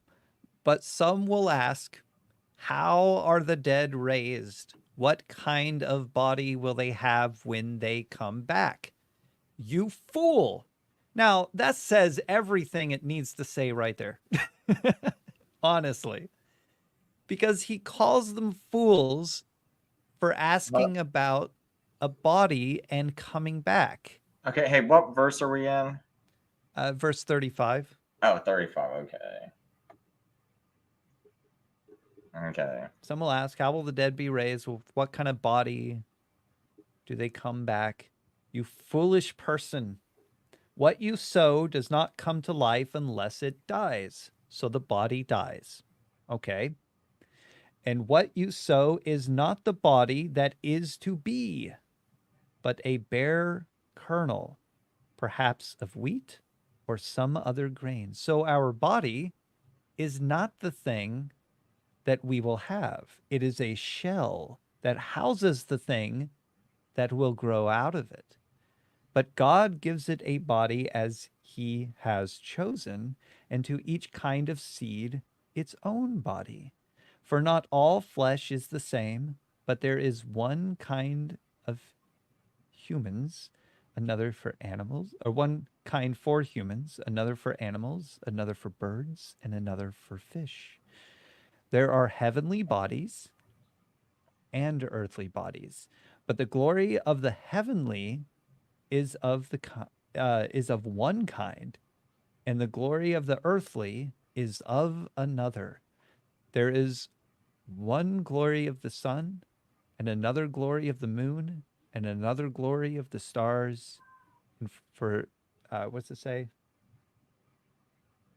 Oh, for star differs from star in glory. So this is a very, hey, these things these earthly things, your earthly body, the animals, the stars even, they all have different forms, but your heavenly body, which God has prepared, has one form, and it is not an earthly one. It is not of earth, and the earthly one is just a shell which houses that heavenly body. The angel is the spiritual, and the flesh is the earthly. So, just the whole idea that these people were asking about a body, I, and Paul really is like, not just you fool, but also we don't know. We don't know what the heavenly body looks like, but it is not anything that we think it might look like because God prepared it for us. And he knows what it looks like.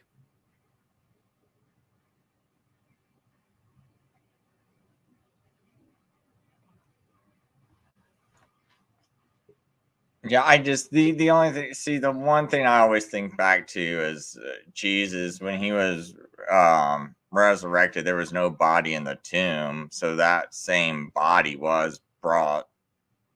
That is resurrected. very important for Jesus to take that body, but it is not important for us to take ours. Because Jesus's blood, he also, that goes back to the theming of Jesus's body is the tabernacle, the heavens and earth, the meeting place of the two. If he leaves that behind, he has disconnected himself from us. Oh, I never thought about that, man. So he takes the connection of heaven and earth and brings it to heaven, thus pulling us from earth with him.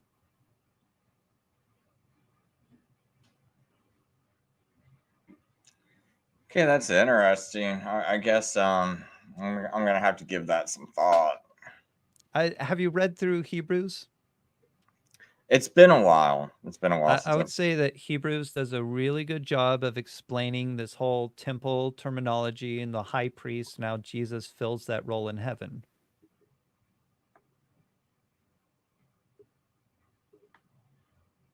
Okay, I'm definitely gonna have to read through that and think about all that. Um,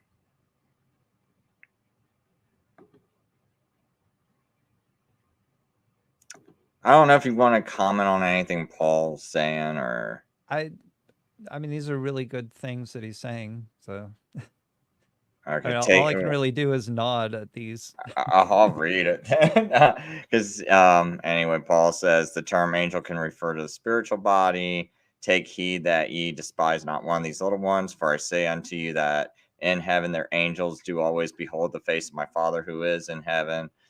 Jesus used this language, angels. So, um, I don't. Is there any more points you want to add, or anything else you want to comment on, throw out there? Because I think I might end the show in about 13 minutes. Right. I think I covered the whole connections to Matthew 24 as well as I could, and that was our goal. Now, I did want to ask you a few questions. I wish I would have wrote them down because there was some things I wanted to ask you about how you deal with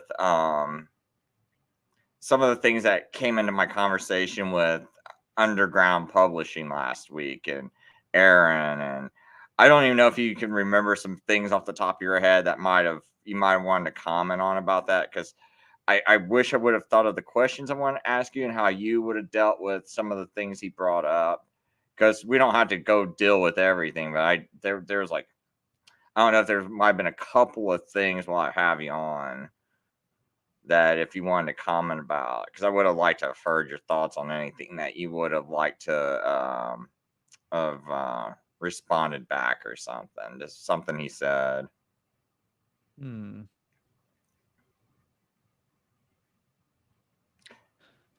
Because I know one thing I wish I would have said, I would have thought of at the time, was when he brought up Revelations, and I didn't like how he was using that to deal with the time periods, because it's a little, to me, it's a little dishonest when you take, like, let's say I go, hey, man, you say, well, first of all, you're talking about how these people wouldn't pay you back in 30 days for this $1,000 you Yeah. loaned them. This other person wouldn't pay you back in 100 days for 1,000. I go, well, hey man, can I borrow 10,000 from you and I'll pay you back in 70? Now I didn't say the word days, but I go, I'll pay you back in 70. Now you come back to me 71 days later and you're like, Chris, where's my money at? And I go, oh, well, I just said I'd pay you back in 70. I didn't say it would be days. That to me is dishonest, because in the context of the conversation, you were only talking about days. So if I say 70, that's my fault. That's on me, and I'm being dishonest and crooked by being like trying to think I'm sneaky and clever because I didn't say the word day. I didn't, because I go, oh, I just said 70. Like, to me, that's just dishonest. The only topic we were talking about was days it took back people to pay. So, it would be fair to assume that when I say I'll pay you back in 70, we're talking days here. If I need to say something different, I should have clarified it. If that's the only time period being brought up, Yeah. and for him to take and dig that from Revelation and say, well, the Jews wouldn't know how to interpret it, but yet we got a time period that starts, like clock that starts. Yet you don't even tell, and you say it's going to be 77s, but I didn't tell you what the sevens meant, and you got to wait all the way until Revelation and know it. So Good night, Paul. But there was like things like that, and I thought that was like, that would be dishonest of someone to, if someone was like dealing with you that way, because then I could just be like, well, what if later on I came up with like the 260s, and you're like, and I go, it was 70 of those 260 periods, or sevens mean 7 of these 260 day periods, right? And then I could start to make anything fit that time period I told you. So I think that would be dishonest of a person doing it. So I think it would be dishonest of God. So Right, that's interesting. I've used something that you said in a conversation with someone else recently, which was because you were talking about like like the paying back thing, but you were also relating it to the 70 weeks. Well, you have 70 to do this, but if you do it within that time, you don't have more time to do it. It's done. Right, It's because if like, I say, hey, I'm going to pay you back in 70 days, and for the first 7 days, I'm going to go look for a job, or I'm going to do my training at my job. 56 of those days, I'm going to pay you back, and somewhere in that final 7 days, I'm going to pay you the money, right? right. And I'm just going to put an arbitrary gap between that and, the last 7 days. So it's just indefinite, right? Yeah, because I'm always asking, like, in that, where would you think I made a gap of 2,000, days, 2,000 years at? You wouldn't assume that. There's nothing in that language. So tell me how it's in the language when we read verses 24 and 25. It's like, it's not Yeah. there. So why would you just assume it on? Or is it there? And just tell me how it's different from my example. Right. So I mean, there's two ways that I've seen as a good defense for the full period of time. And yeah, if Jesus fulfilled it before the total time was done, then it was fulfilled. You don't need more time.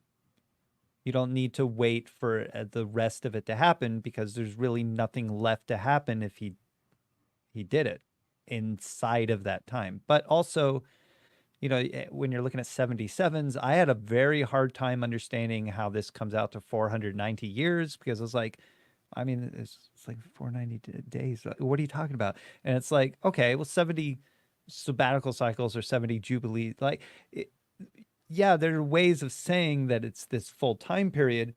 But also, if you're taking the shorter time period, which is what, 3.5 years or something? the shorter time period is what he's doing in Revelation, which is 360 days. And he's like, but No, it no, I doesn't, mean it like the doesn't, full 77s as the shorter time period. Isn't that like 3.5 years? no, 77s would be 490 years. Are you asking how the futures get the lesser years? Like how they get because they do their math where they go, okay, because they got to have that final week. So we know the prophecy is 490 years, but they got to save that final week for tribulation. So now But you got why years? 483. Because there's an argument for it being years, a total of years, but there's also an argument for it being days. I've heard someone try to say it's days, but it's not days because it says the word sevens in there. So and you Which can't. could mean weeks. So if you have 70 weeks, then you have 490 days. Okay, but the problem with that is that we know from the going forth to rebuild Jerusalem until the Messiah, the Prince, there was that there was 483 years there. Right. That's where there's a good defense for the years. But I was just thinking there was somebody, and it may have been that video from Rob. It may have been something where we talked a long time ago where he brought it up. But there's a way of showing that this happened twice. So there's a dual fulfillment in it. One, I believe, was Oh yeah, where it what was his starts name? from his It was between. baptism. Well, no, it was between that time because after Daniel, you do see what is it, the Maccabean period, the Maccabean revolt and things like that. Like there's a span of time where like 3.5 years or something where something happens and then a little bit more time and then so there's like a kind of fulfillment in that, and then the same correlates to the crucifixion, to the destruction of Jerusalem, that kind of time period. But uh, sorry, I thought maybe you knew more about No, that, I and know about the that's all the information I Maccabean have. theory for Daniel 9. I went over that on a show right before I started my show. Times and So half of times from Daniel 7. Okay, Daniel 7, Daniel 12. That's what it was. Right. yeah, Yeah, I I was did want mixing. to ask you, like, because that's one thing Aaron brought up was, what do you think that means when it says the times, and half a times? Okay. Yeah, I mean, I think that's what it is right there, what he just said, uh, that I'm looking at. Because for me, I don't think times, and half a times is necessarily has to do with that 1260. Because I don't understand like what, unless someone has like calculated 1260 it and has in it ending Revelation? and starting on feast, where it's like, okay, here's where Tishri 1 starts and 1260, and we know that there was there's about 3 different seasons of festivals, and so it's a times, and half a times, because times is like the Moed or Moedim, right? Because from Genesis 1 it says in verse 14, it talks about how God made the sun, the moon, the stars to be for years, times, which is Moedim, and signs. Yeah. And so I wasn't sure if the times, and half a time, and I think it's in Daniel 7 and it's in Daniel 12, I think, both, right? I off the top of my head. That's what they're Um, saying. Oh, yeah, okay. He did say it. Yeah. Okay. So it's in both of those verses. So I wasn't sure if that's talking about the feast, and starting from like, if it's going to start from the feast dates, then it's going to start from like Passover to be like the beginning of the times, and then you would go times, which would be another 2 periods of feast.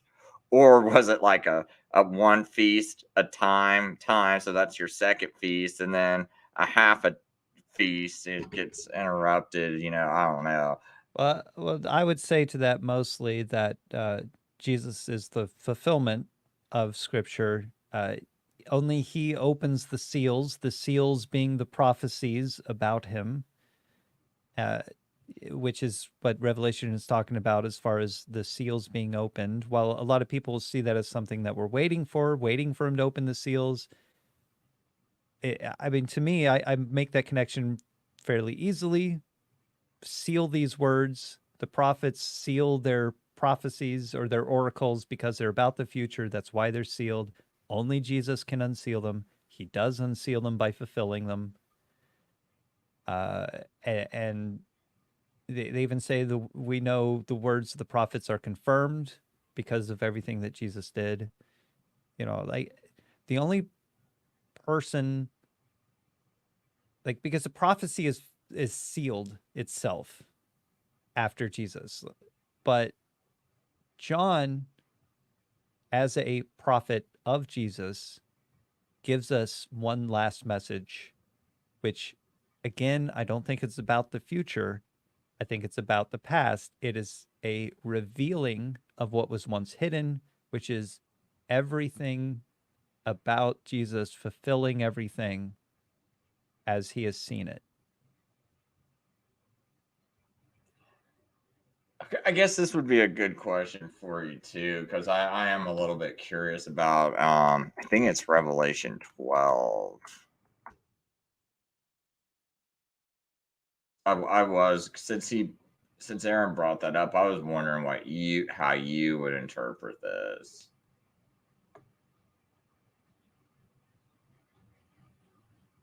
Because it was the part where oh,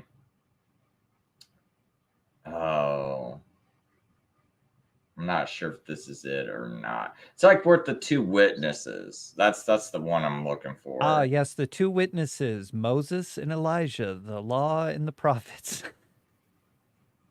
Oh, okay, man. I never even, I Which, never thought hey, about that. I'll tell you, when I was young, my brother and I thought very highly of ourselves. We thought we knew it all. And for some reason, through our twisted self love, we believed that we were the two witnesses.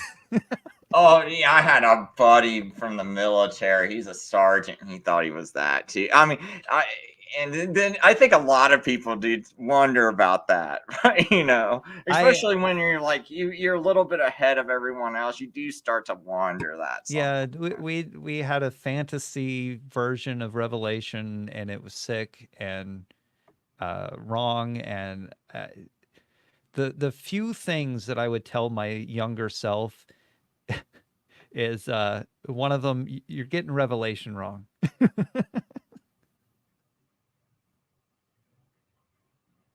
Yeah, okay, it was Revelation 11, I think. Yeah. But sometimes I like you to go through what. Revelation 11, 3 through 11, which didn't help that it was 311 there because uh, I mean, I don't mind talking about this. I was in the Navy, but I was discharged uncharacterized under honorable conditions, code 311, and that did not help my mind to separate myself from thinking I was one of these witnesses. At least you can admit it, dude. I mean, to be honest, dude, I got crazy thoughts like that too. I've had, and I'd be, I would have such a hard time admitting it. Yeah.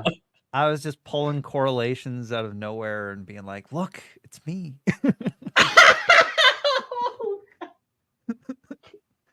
Oh, oh, But oh. yeah, I mean, yeah, today, when I look at this, the two witnesses are the law and the prophets. At the Mount, the Transfiguration, you know, two people show up to approve of Jesus, and they say they see Moses and Elijah, who are the two witnesses. But you also have Jesus saying, that he has two witnesses because he testifies about himself and the prophets testify about him. So, I mean, you could say those are the two witnesses as well. And one of them, guess what, calls plagues.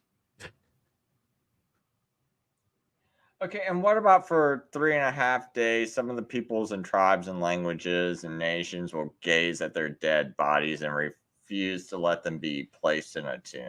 Right. You're going to be looking at all the threes, all the 3.5s, and putting them all together to understand what is being communicated by the use of this number. Because when he goes into a third of this, a third of that, a third it, and then 3.5 and things like that, there's symbolism there, and you need the bulk of it to really know what is being symbolized.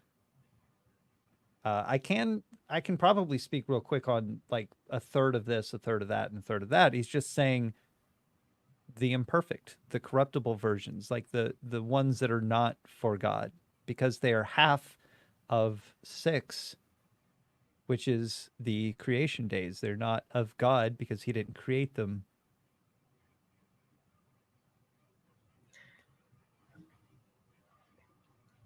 So, I mean, do you think verse 11, 9, and 10's been fulfilled then, right? Because those are hard for me to like figure out what that could even be referring to. Because I'm kind of going back over through Revelation myself again. If you're not prepared to talk about this, because someone asked me these questions, and even if I knew the answer and they asked me off the spot, I'd be like, I gotta go find notes because my memory's not that good. Right. So, remember the all the little notes and things that I said to take note of when we went through the crucifixion accounts. Uh-huh. So they heard a loud voice from heaven saying to them, "Come up here." And they went up to heaven in a cloud, and their enemies watched them. And at that hour there was a great earthquake, and a tenth of the city fell. 7,000 people were killed in the earthquake, and the rest were terrified and gave glory to the God of heaven. Does that sound a little bit like the crucifixion? Hold on, what was that one more time? Just run that by me one more time so I can. So uh, they heard a loud voice from heaven saying to them, "Come up here." And they went up to heaven in a cloud, and their enemies watched them. And at that hour there was a great earthquake, and a tenth of the city fell. 7,000 people were killed in the earthquake, and the rest were terrified and gave glory to the God of heaven. And then didn't you say there was like an earthquake around the crucifixion, right? Right. Now, John, in his writings, and this is why I think the same John wrote this as the gospel and the letters, he doesn't care about chronology. He doesn't care about things being in order.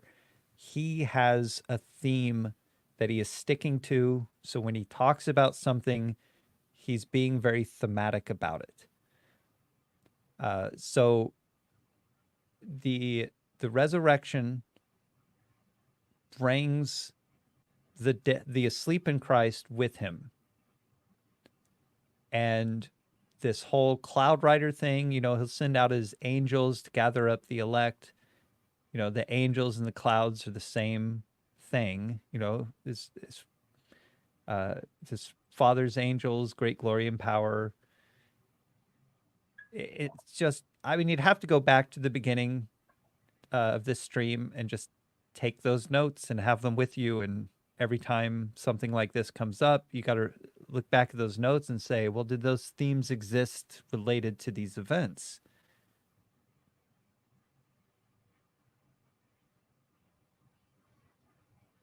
All right. So, I mean, that's just from a real quick glance at this, that he's talking about a certain kind of resurrection.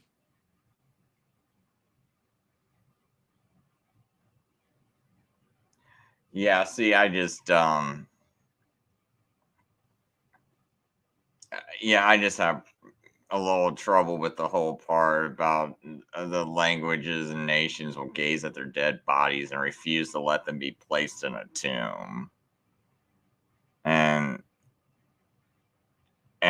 reconciling that to anything that happened in that spot. Like I don't know what that would directly correlate to. Yeah, you kind of, again, when I read John, I can't get in my head that I have to look at everything he's writing in a chronological order. Like, I know that he's not saying this event preceded this event directly, but rather that this event happened and then this event came sometime later. And I see him doing that a lot still in Revelation, which I think Revelation was written before his gospel. But that's, I mean, I really don't have a strong way of connecting that, rather than just saying his letters are very elementary Greek. Revelation is very complex, and his gospel is the most complex Greek writing that there is. For John, sorry, not the most, like Paul is the most complex writing of Greek, but for John's letters, his gospel is the most complex.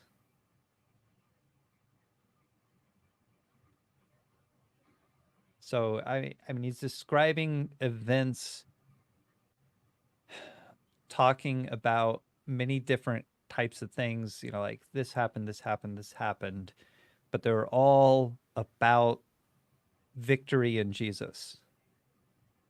So corpses. If you're looking at corpses and people not burying them and things like that, I mean, to me, that's imagery of a battlefield, great war taking place.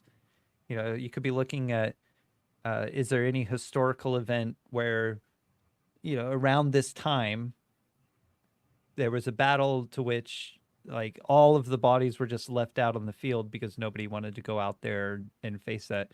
I mean, we have that. You know, there's places called no man's land. We know about that terminology. No one goes out there. Medics aren't allowed out there because if somebody stands up, they get shot.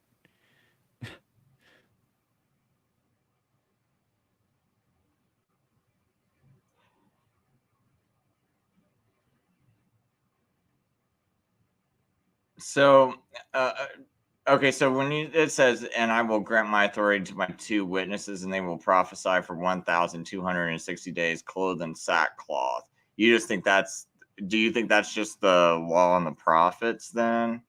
Yeah, I and that that number's probably just communicating the theme. Like, I'm sure somebody somewhere who studied numbers, or the way that Hebrews use numbers, can tell you what those words mean, or sorry, what those numbers mean, or what that number means, and it's not necessarily communicating a time period, but rather saying that, you know, like from this time to this time, you know, from this person to this person, even.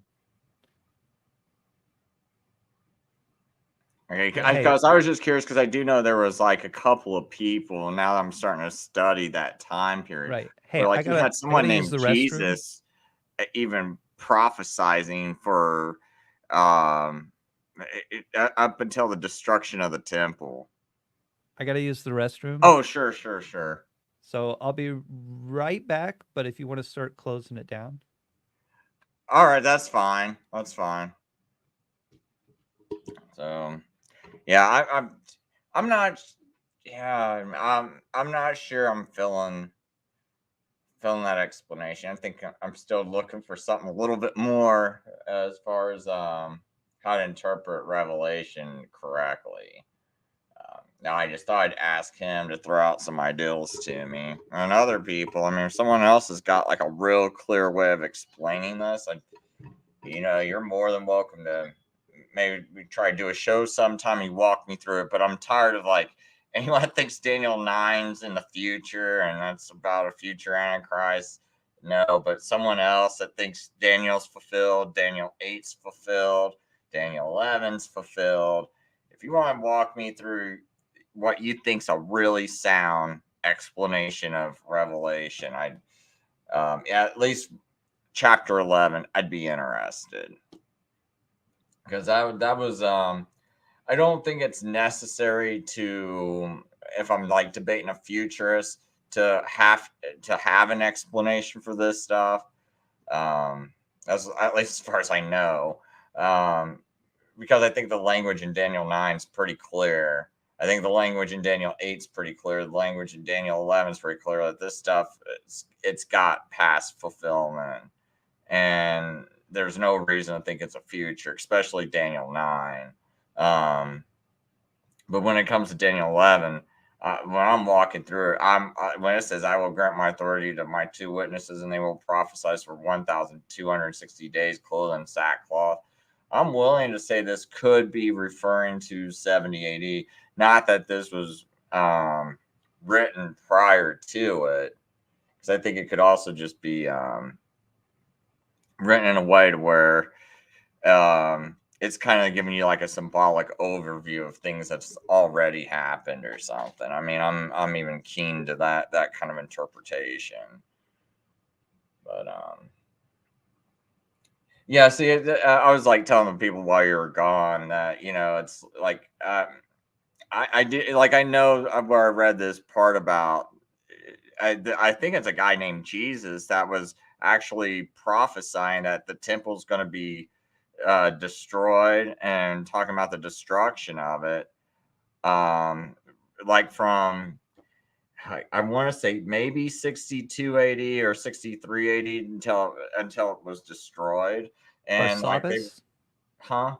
uh, the guy Jesus Barsabbas. That might be him. Yeah, because they were like they could like he didn't care if he was beaten or anything. They were saying that he would just keep doing his thing. He didn't seem to care about anything else. He just kept going on and on about like the Jewish people in Jerusalem and saying that it's something about judgment or something. I can't remember the exact quote. I just remember coming across it like 2 weeks ago because I was like looking for various things that could fit this, and then I think I thought there might have been someone else that might have done a similar thing, but I can't remember. But I do know I read about that, like some guy named Jesus something that did it. So I didn't know if that might have been part of what this was talking about. Yeah, I think there's a Jesus, and his last name means son of the Sabbath. So it's like Barnabas, but it's Bar Sabbath or something like that. So sounding very similar. So you're vaguely familiar with what I'm talking about, or Yeah, but I don't know much about it. yeah, I can't remember if it was 63 AD or was it 66. Though that detail's a little foggy. I thought it might have been 63, but I'm not 100% sure. But if it was like 66, then I could see how this 1260 days might tie into it.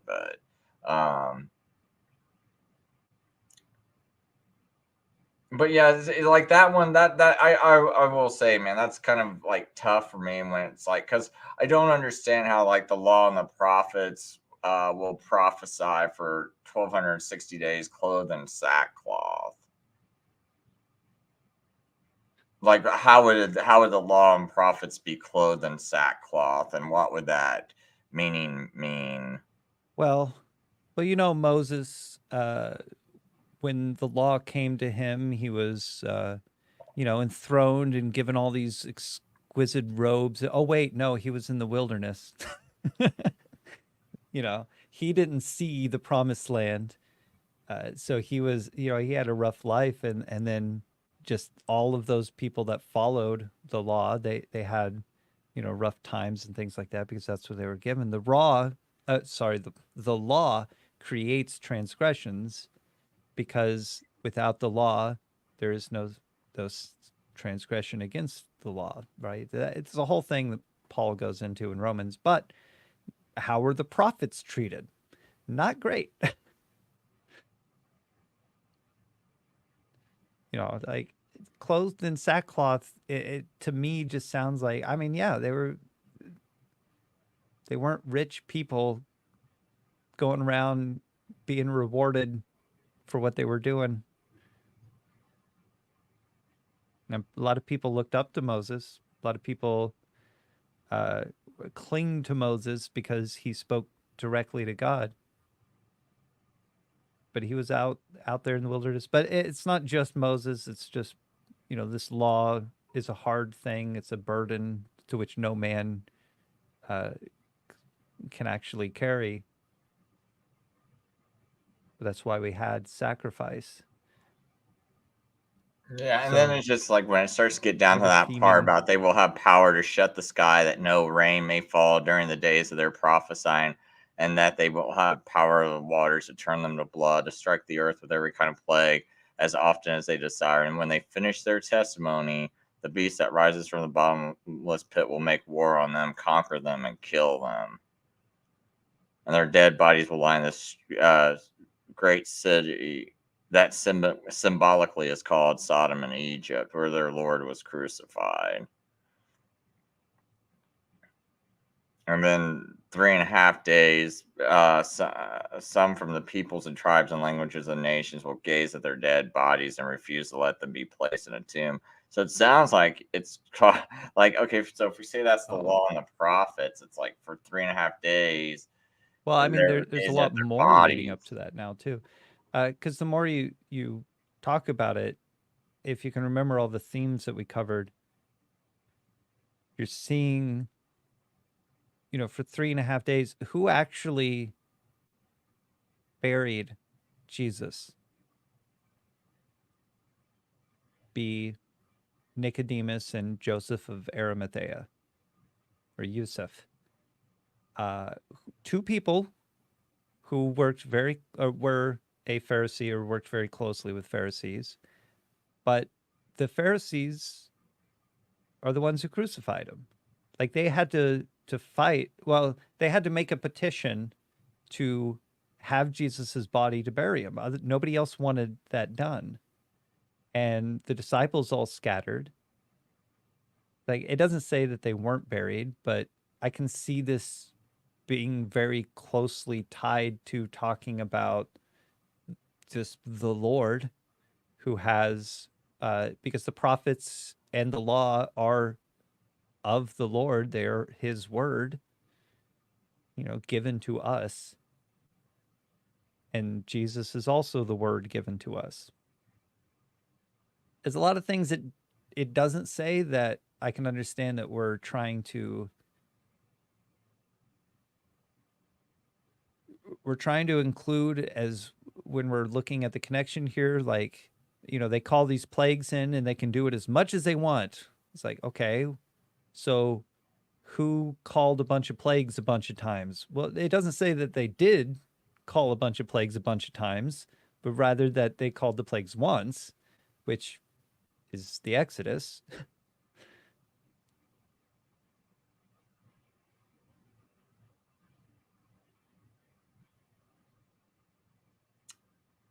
Yeah, What it seems like is that John is writing to a very particular audience. It's somebody who knows Old Testament and somebody who knows a lot of myths, because he uses a lot of terminology from different myths, but he uses a lot of terminology and themes from the Old Testament. So if you don't know the Old Testament,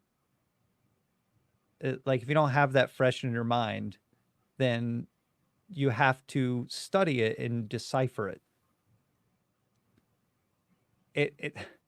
Thinking about it, it is very weird that he says that this is the revealing, that this is the revelation or the apocalypse, when it itself is very cryptic.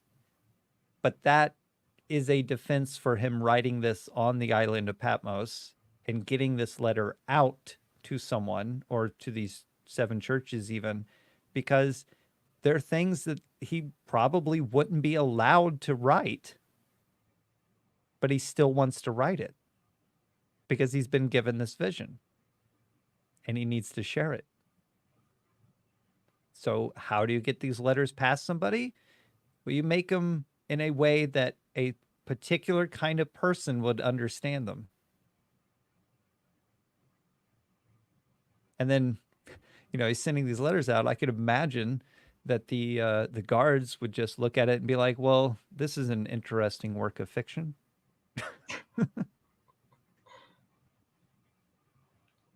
Because, I mean, that's how I viewed it for a time in my life. I don't know. I I'm haven't old been now. happy There's with many any years ago. interpretation I've come across so far for Revelation. It's like, because I'll find some of it will seem to fit so well, and I'm like, yeah, but here, I'm struggling with it, and Well, I'm struggling with it too sometimes. Revelation is hard.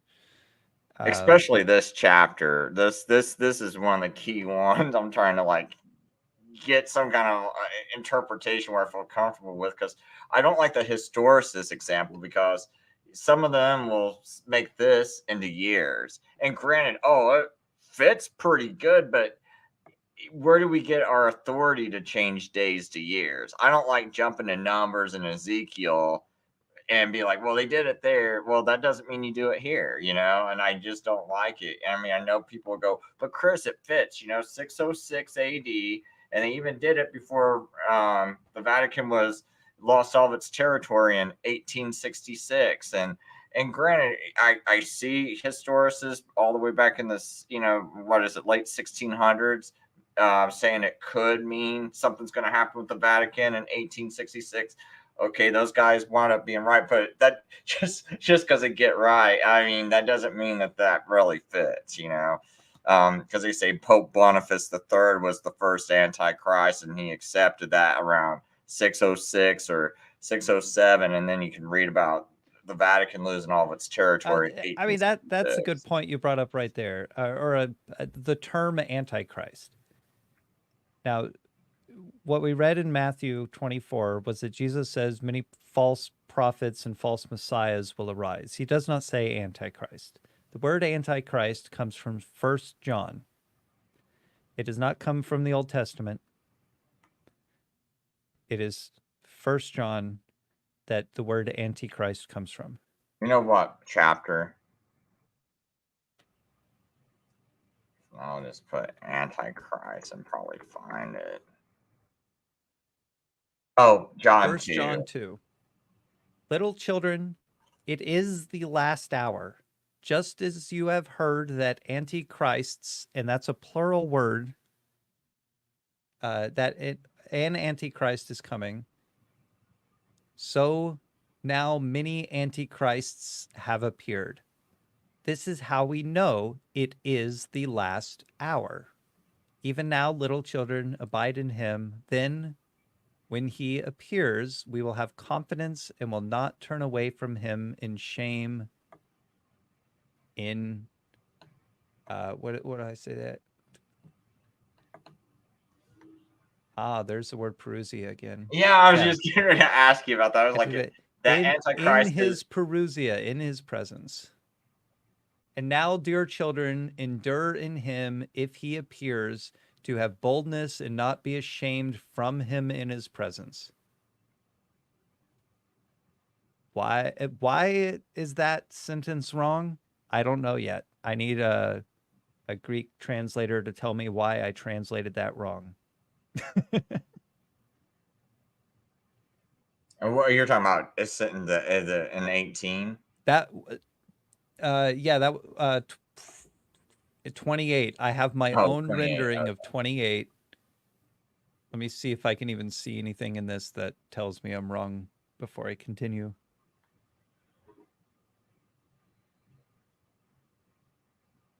Appears and but I could see how I'm not seeing any presence can both work there. Well, right. So what doesn't work is to me, it's got to be one or the other. It's either even now, little children, abide in him. Then when he appears, we will have confidence and will not turn away from him in shame when he comes. NIV, when he appears, we may have confidence and we may be confident and unashamed before him at his coming. But I rendered it, and now, dear children, endure in him if he appears, to have boldness and not be shamed from him in his presence. And constantly learning a little bit more about the Greek. I don't see anything offhand that says that is a bad translation, but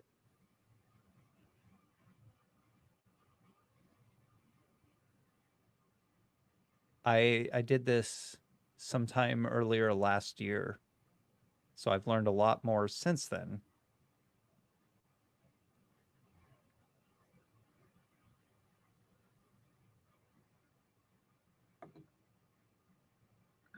Did you say anything about the Antichrist being in the Old Testament? I'm just because right. That's not in Antichrist. Isn't in the Old Testament. I mean, because Christ. I mean, they would have used the word Messiah, but also John is using a plural form of antichrists. He's saying it is the last hour because you have heard that an antichrist is coming. So now many antichrists have appeared. So even when John is writing this letter, which is, I think, 62, maybe 63 AD, this is how we know it is the last hour. Now he's saying that their age is about to end. The age of Christ is about to enter in because the age of the temple is about to end. Because he's seeing all these antichrists. They've all shown up. So the first Oh, that is a antichrist, good point because there yeah. were a lot of people saying that they're the Messiah. And Well, it's not just false messiahs and false prophets. I think here he's referring to the Daniel 7, the beasts, the 4 beasts, and the 10 horns thing. Like all these things came up, and then you get these different horns, and one will throw down 3 others and things like that. Like this leads up to the events that destroyed the temple around 70 AD. And he's saying that's the last hour. We know it's the last hour. We are approaching the end of this age, and this is how we know.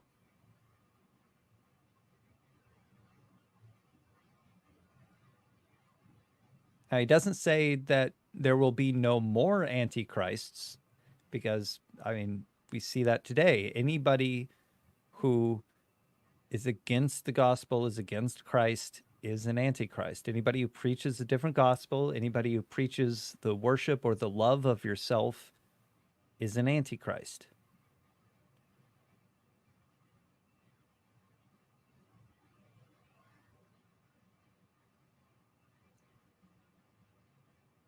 yeah, Well, I mean, okay, they said, why would the Antichrist be in the Old Testament? Ask a futurist. oh, that's a good point. Oh my gosh. That's a good point. Maybe that's what he was referring to. Why would the Antichrist be in the Old Testament? That's a good point. Why would he be? Yeah, man, like that. Yeah, I didn't even think about. I forgot about the 70. I'm thinking from just reading the text. I wasn't even thinking how the futurist views that. Right. So people who will think that the prince is the Antichrist rather than the prince being the Messiah.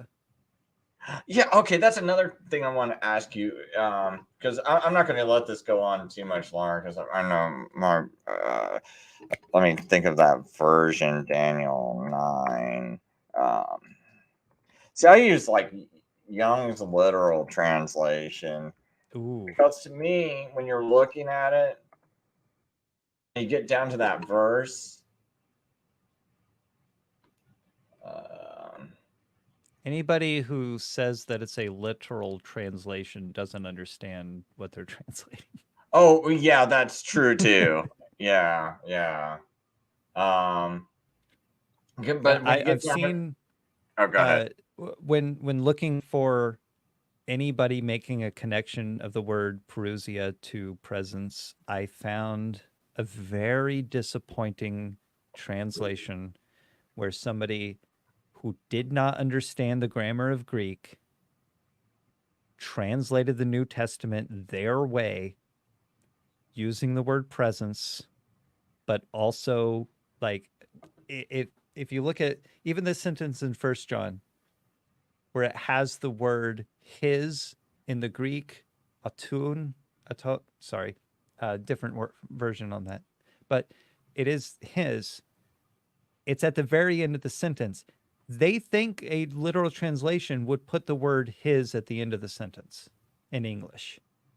And as soon as I saw that, I was like, okay, this person has no idea what they're doing. That is not a literal translation. That is, you are trying to do a word for word in the same word order. Oh, yeah, that's a good point. But yeah, so when you look up the Young's literal translation, it does have in verse 25 it says Messiah the leader, and when from the going forth of the word to restore and build Jerusalem until Messiah the leader 7 weeks. And then you get down here and it says after 62 weeks cut off as Messiah. Right, In the where it should city say anointed prince. You say it should say that? Yeah, it should say well, okay, so prince, not part of Messiah, but anointed, yes. The anointed one Yeah, is it's where because we I get always thought it was Messiah. anointed one. I didn't think the word prince was in the Hebrew. Do you want me to pull it up? I mean, I can. Yeah. All right. So we'll just Literal translation is actually an impossible thing. Yeah. Exactly. yeah, I would agree. It's because I've went over this so many times. Just these verses in Daniel 9, trying to interpret them for like hours, and so yeah, I don't think you could come up with a really good literal interpretation. I'm trying not to go too far. Please tell me how God is spirit and the flesh, that his Savior, could love you. Because he is not bound by the limitations that we are bound by. He is God. I don't put God in a box of what can I do? That's what God can do. Yeah, see, I'm having to just use Bible Hub. I don't know if there's like a better one, but I just see anointed one, like Messiah. Because it mentions it twice. What is Oh, the Messianic Prince is one of the what has been translated as Messianic Prince of the Messiah of the King of Israel, High Priest of Israel, Anointed King. who is But it's come just, of the but I prince? just Oh, see right, right. So, and shall build Mashiach. again into who is come of the prince, the people shall destroy in the sanctuary, in the city for himself, but not Messiah shall be cut off at two. So is that of the prince? Because that is a very strange place to put that in English. So where is that referring to, or who is that referring to? Of the prince, of the people. See, the only people that's been talked about is the Jews. So why would I think it's some other kind of people? Because I just go by a thematic prominence of the text, right? So it's only been talking about the Jews. I haven't seen anything talk about any other type of people. So it's kind of like with the word seven. Why would I think seven would mean some other numerical value, but a sabbatical cycle? Because that's all that was referenced to in this whole text. So same thing with Messiah the Prince. I only see a reference to Messiah the Prince, and I only see them talking about the people of Jerusalem. That's it. So when I'm reading down here, and it says, shall be cut off Messiah, but not for himself, and the city and the sanctuary shall destroy the people of the prince who is to come. That's a really bad wording there, but the people and the prince. Since no other people's been talked about, I'm gonna think that's the Jews, and the prince is Christ, because that's the only reference to a prince in here. So I'm just like, what else could it be? And if I'm just going by just the text alone, I mean, I know some people say, the prince is a Roman general, but there's no other. I don't know how you can. It's real hard for me to think this prince is Titus. I mean, I could see why people say it, and I'm okay with it, but in my personal opinion, just thematic prominence of the whole chapter. Prince, I only saw one prince in this whole entire chapter, and that was Messiah the Prince. The people, Yeah, there it is. I've only seen one people, and that's the Jewish people. That's just why I interpret it that way, because I'm just like, what else would you do? I can go back to Young's, so that's like a little bit easier to read, because it's kind of it's real similar to that anyway. Because up here it's got Messiah the leader in verse 25, and then down here in verse 26, and after 62 weeks, cut off as Messiah, and the city and the holy place are not his. His has to be talking about Messiah, the leader, and Young's capitalizes it. So Young looks like they think Messiah the leader. So this leader is probably the same leader up here in verse 25. Hath come to destroy the people, and it's in with a flood, suddenness, and until the end is war to determine desolations. Okay, can you scroll up to where it says there are two princes? Two princes. I just see Messiah the leader. So leader is translated prince. So earlier in this chapter, it doesn't mention two princes. Does it? I don't think it did. Well, then there's one prince. Oh, okay. Because think about it. If you're looking at prophecy, Daniel, especially in this, when there's more than one thing mentioned, the number of the things is mentioned before it describes what they are and what they do. Okay, so with Click Beetle saying that, Click Beetle 19 says the prince who is to come is describing someone else besides the anointed prince in the verse before. There's no reason to think that, because God and Jesus is who is and was and is to come. That is like Yahweh, I am who I am, is the same way of saying is and was. But I also wonder, because it says the leader who hath come. So that means he's already come, and then he died. So it could be. How can the Messiah be cut off if he hath not come? Right. Well, yeah, and the leader who hath come, so that means he came, he arrived, and he's going to be the one that destroys the people.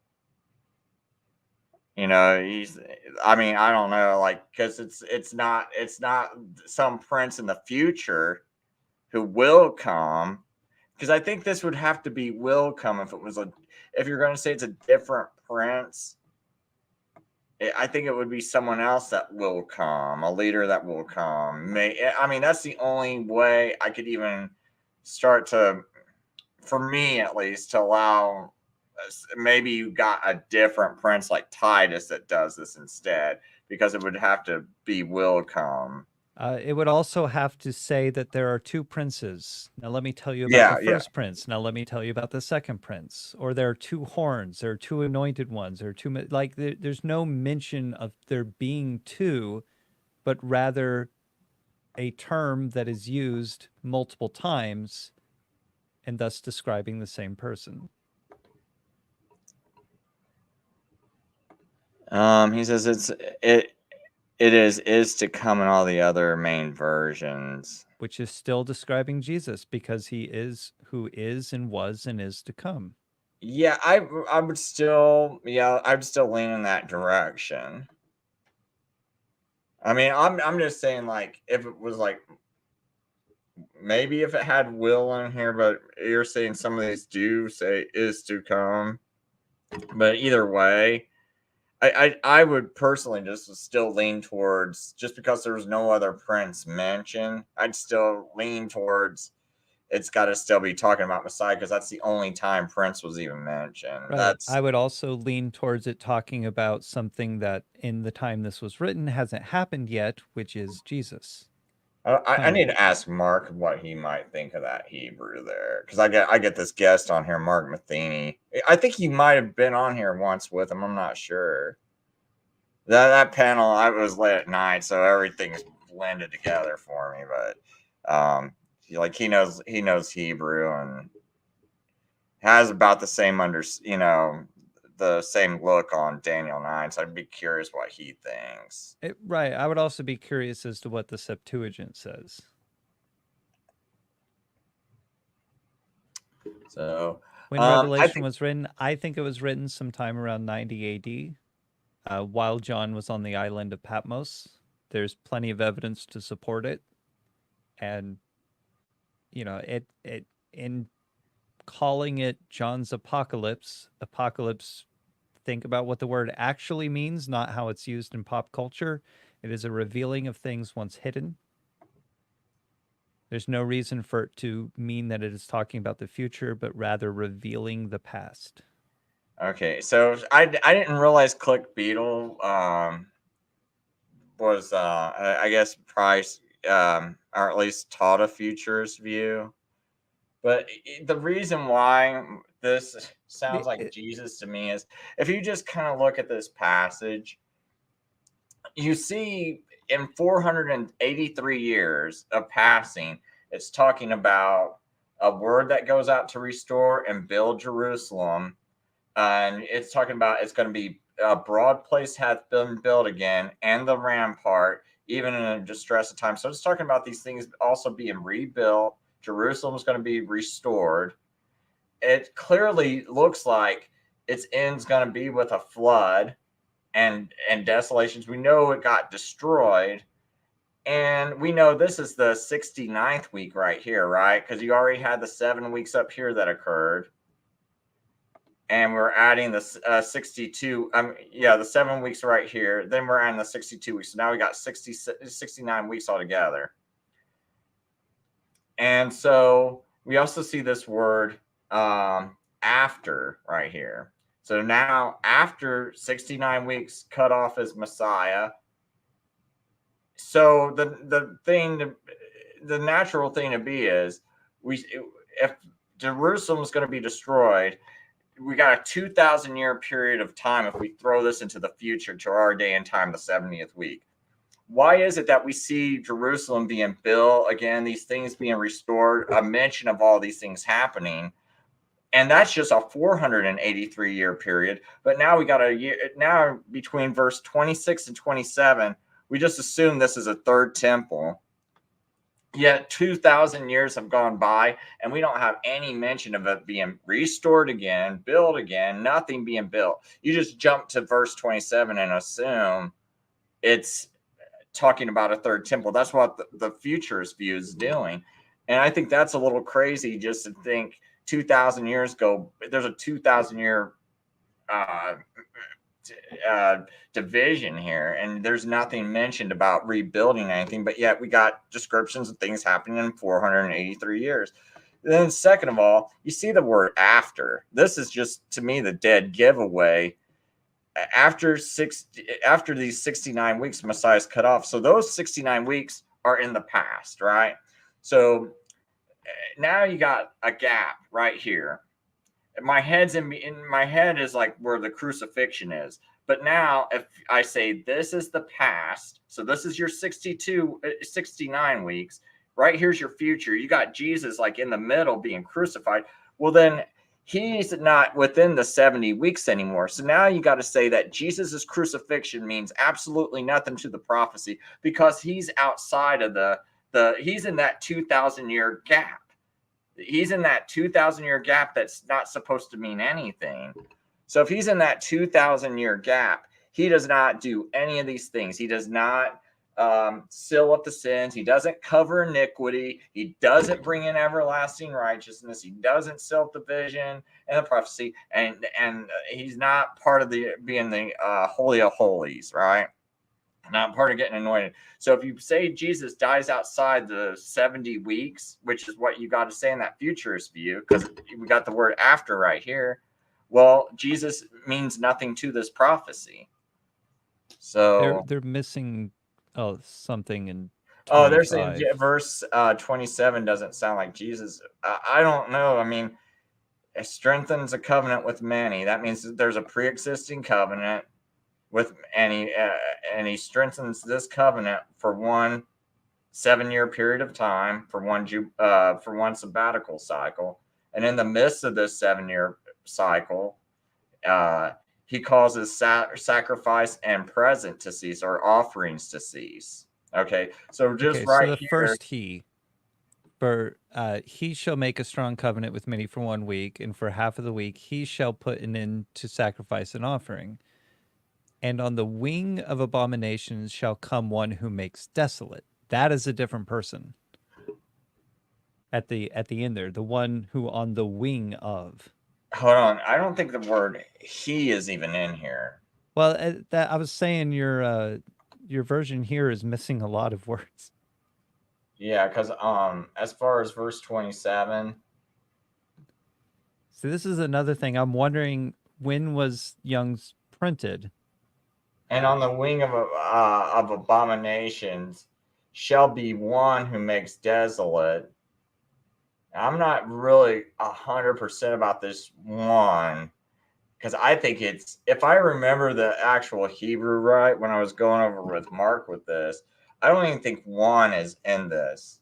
I think it's on the wing of abominations makes desolate even until the consummation determinant is poured out upon the desolate. So we don't have like a second he in this Hebrew anywhere, because if you I would have to have like a different version, but I think you got he in part of this Hebrew somewhere, and I don't like I couldn't tell you exactly off the top of my head. Right. So, I mean, who makes an end to sacrifice? Yeah, so Jesus would be making the end of sacrifice. So he's the reason why we have no sacrifice. But as far as the second Right. So part who goes, and on the wing of abominations shall come. I mean, yeah, that's not talking about the same person right there, just within that sentence. Before you even get one who makes desolate, and on the wing of abominations shall come. So this is something that on this wing of troubled times, these things happening, something comes. Something that makes desolate until the decree end is poured out on the desolator. okay, and one thing that might be tripping the person up too is right here, this is only talking about the 70th week right here. This second part is talking about what happens after the 70 weeks. Because in the 70 weeks, you don't see the destruction of Jerusalem or anything. You don't see nothing being desolated. None of that's happening. And to me, when I read this, I can't see any of those things happening. To me, this is all things about the Messiah and everything that's accomplished by him dying on the cross. Yeah, I think the Young's literal is missing the point in verse And they're 27 there adding by not things. creating a separation between the beginning and the end there. And this does look like, I mean, if I were to take just Young's literal right here, I would say that, yeah, this is saying that Jesus is causing the abominations. But that is not what, and maybe it just doesn't utilize the Dead Sea Scrolls, uh, but the ESV likely would. Maybe even the ISV. I can go to that and see, because they definitely utilize the Dead Sea Scrolls at least. All right. I'll go to that in a second. But right here, this word "he" right here, at the very least, if I don't think it's even in the Hebrew, but it's not "he." It would be like one is making desolate, if anything. And I would just say like, and by the wing of abominations, one is making desolate. I'd be saying this is talking about the Jews. This "he" is definitely. I think that's a mistranslation. because I think that's one is making desolate, even until the consummation that which is determined is poured out upon the desolate one. And I believe like that Jerusalem's making their selves desolate by their abominations. They're What is making it that? desolate. So, can you go to that Hebrew there?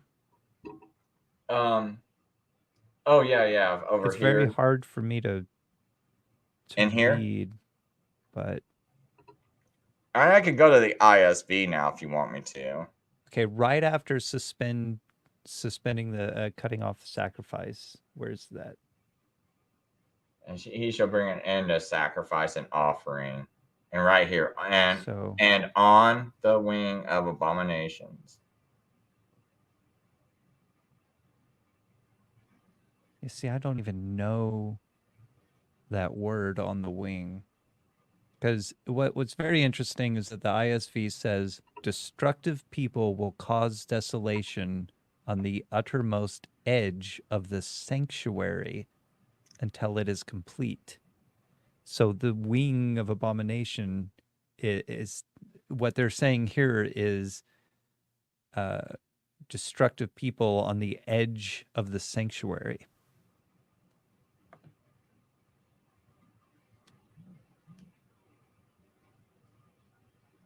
Oops.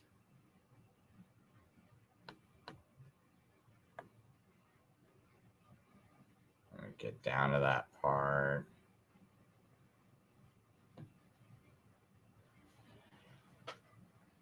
You know, there is this Hebrew version of, I think they might be using this London Codex, because I stumbled across this London Codex, and right now the website's down, and I got it before their website went down, and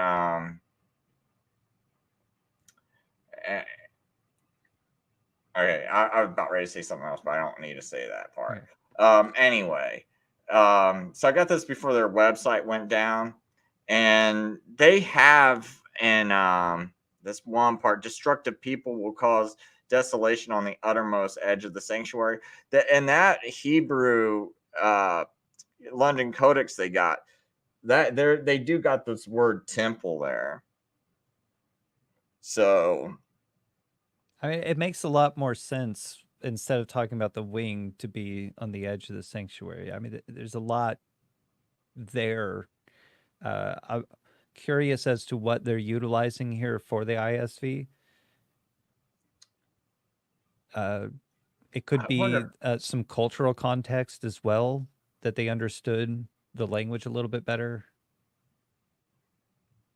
All right, yeah, see, they say it's the pinnacle part of the temple complex on the wing. It could be any of those words for wing.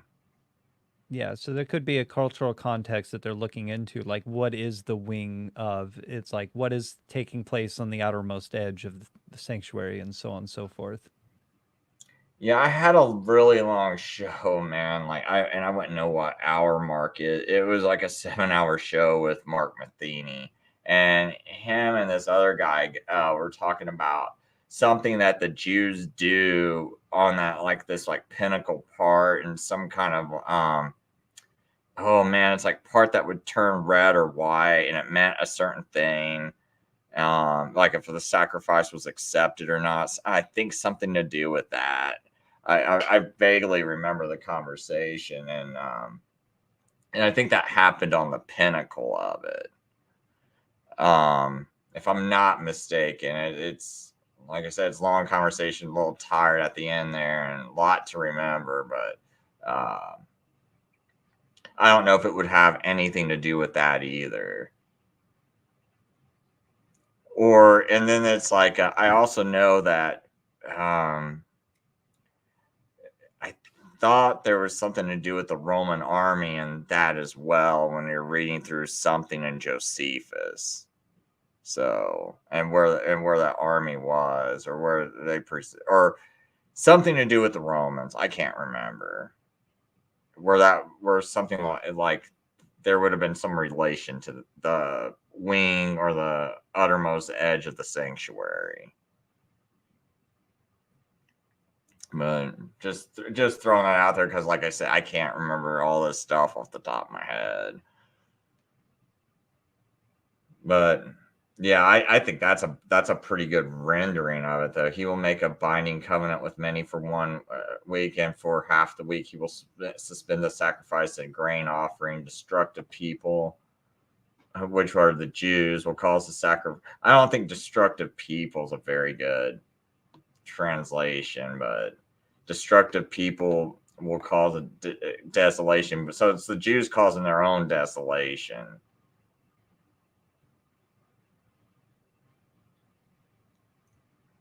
So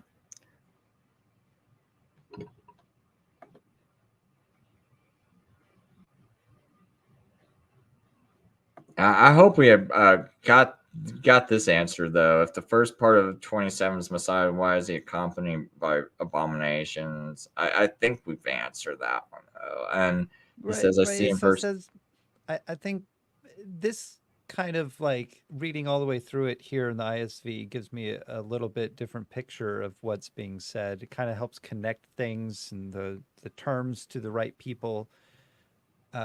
If it is indeed a proper translation.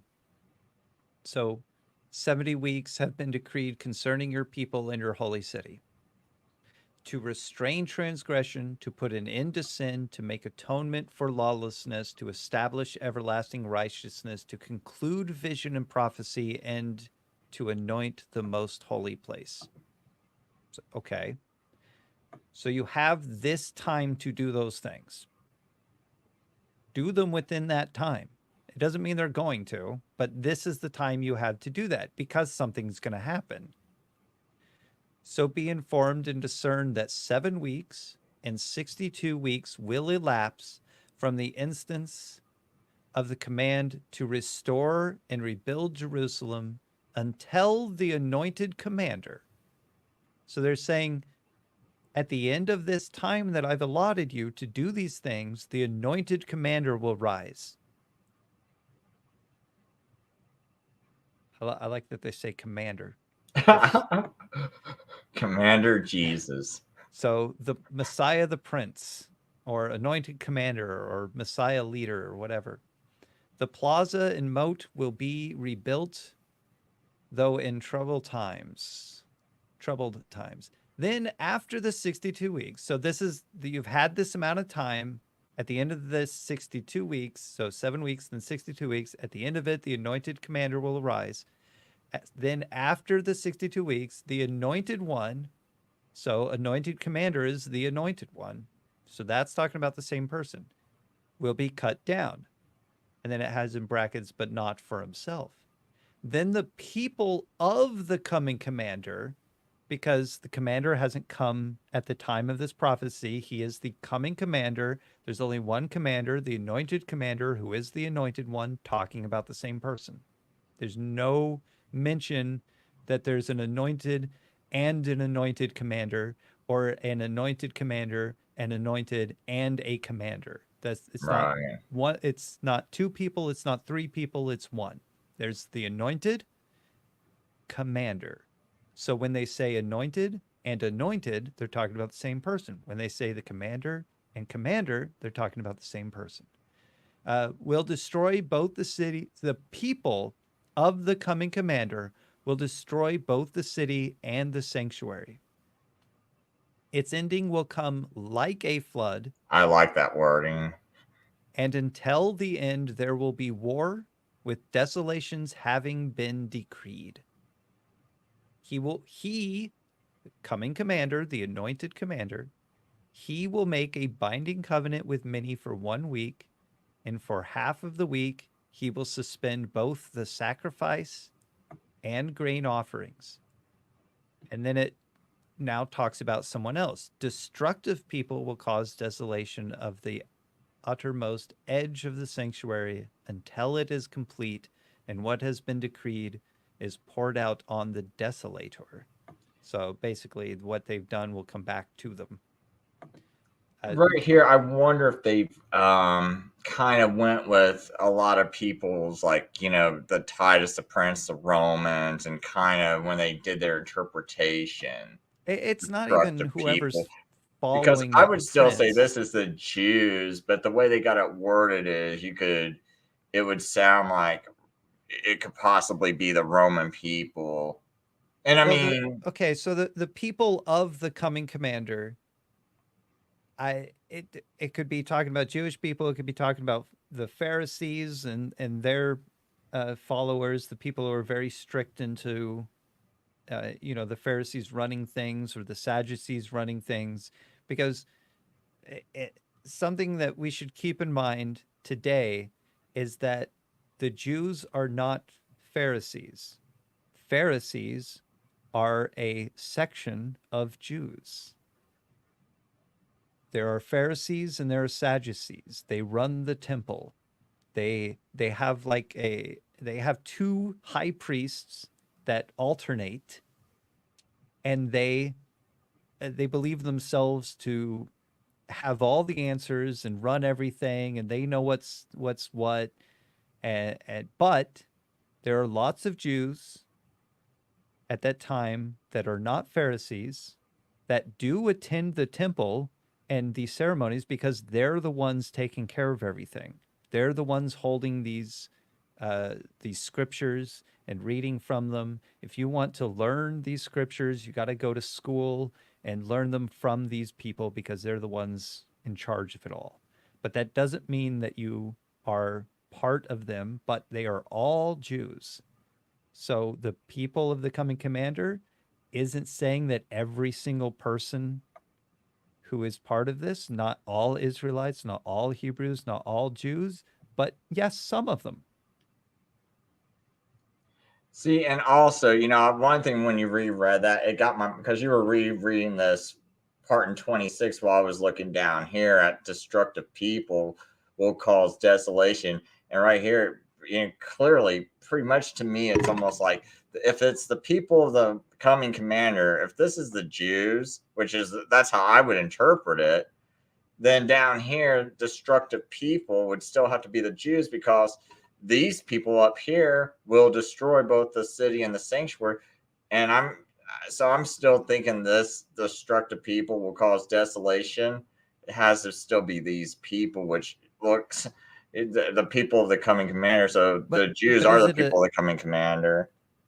when on that word? So destructive people, what they're pulling from is that word that you were saying that you don't see it saying he or the one, right? Yeah, It's I think it's very like one will cause right. So the way to check that is, does that word contain a definite article? Where is that? It's that really long one in the corner. okay. Shall But be can one. you zoom in on that? Yeah, I don't. Is this? See, it's It'll just. be underneath the beginning of the word. Does it look like a T or dots? Oh, right here. Yeah, Those are dots. that's not a definite article. I Oh wow, think you isn't know it that that much, man. Wow, I that's think is cool. the T the definite article, or am I getting that backwards? Because I think that's not a definite article.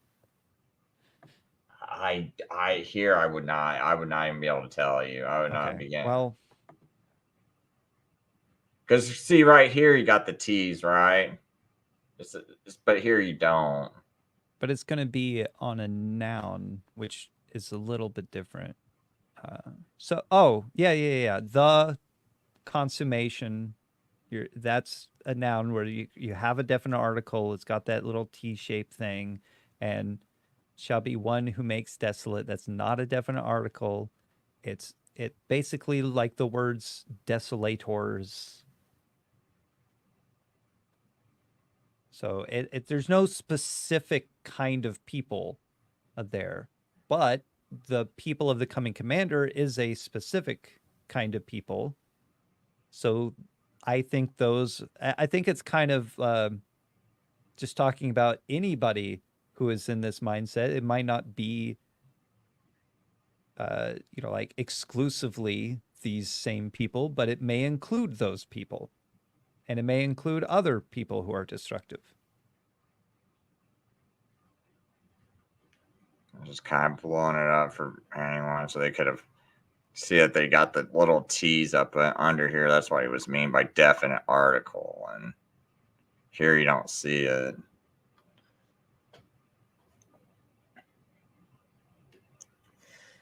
So, all right, man. I think we've done a lot of studying right now, and wait a minute. Right. What's it saying? Destructive people sounds. We can just ignore WC2, but I mean, we're showing how it's not a he, basically. There is no. There's no he. There's no the one. It's just destructive well, people is a very good translation. yeah, like I'm not saying it's a destructive people, perfect translation. desolators could also be another interpretation of that, or another translation of that.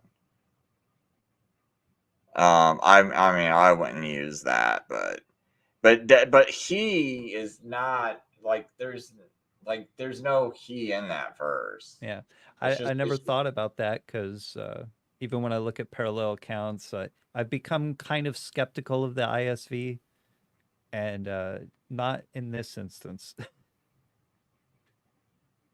but in other instances, there's parts where they blatantly add words to cover this idea of a second coming, and, I was just like, man, you can't put those words in there if those words don't exist. They even take the word. Let me see. I could probably find it really quickly. No, but they take the word agape and translate it eagerly await.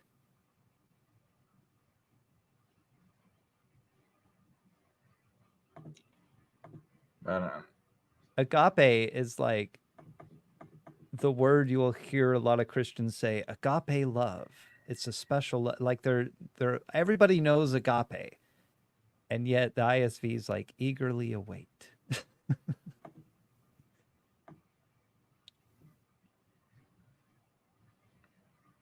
Oh, here it is. Yeah.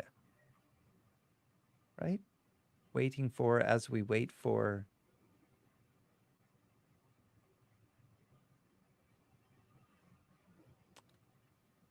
No. And I know that the King James is the one in this instance, in which case still translates it love,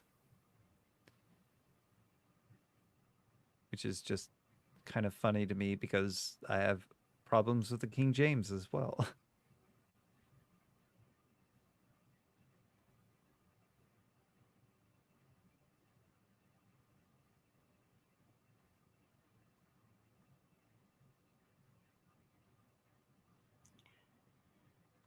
Wesley, I'm gonna put you on a timeout, dude. Because to be honest, I'm not buying into the stuff you're selling, man. Oops, I accidentally banned you. I Oh, meant to just put you in a timeout, man. I'm kind of sorry, man. It's just like, hey guys, I don't normally ban anyone. It's just if people want to go to Wesley Curry the second's channel, and check him out. I just know I've had him on and talked with them. I'm not trying to be mean to anyone, but it's just like I don't subscribe to any of that, and I just don't want it filling up my comment section. Just because the guy is reading himself into the Bible, I think a little bit, a little too out there for me. Like, I mean, I can deal with a lot of weird things, but only so much.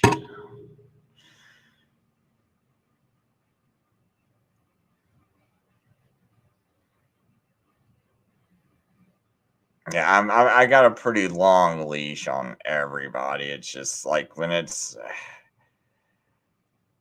it's when people are just kind of reading their own thoughts, and it's so clear that they're just totally taking the Bible out of complete context, right? Like, like we're having a discussion where I disagree with a lot of people. I can have a futures on. You can disagree with me a little bit, but there's a certain point where it starts to go so far out of context. And when you start telling me you're having visions and things like that, and you're having prophecies and you're reading it into it, I can only take so much of that, and I just kind of want to shut it off, man. So Test the spirits. How do you test the spirits? Do they proclaim Jesus is Christ? but some of them can, and they'll still say it to you, and that's I don't know if that's like a perfect test, because man, there's a lot of people out there that look like they're saying it, and I still question them. So me personally, I don't know if that's like the sole test of it. Maybe I'm wrong. I mean, that's one of the tests. I wouldn't put that like, because Russ, there was Wesley Curry in here, and he dropped a bunch of comments. I just didn't care, man. All right, I Like, did find it. So 2 Timothy 4 in the ISV.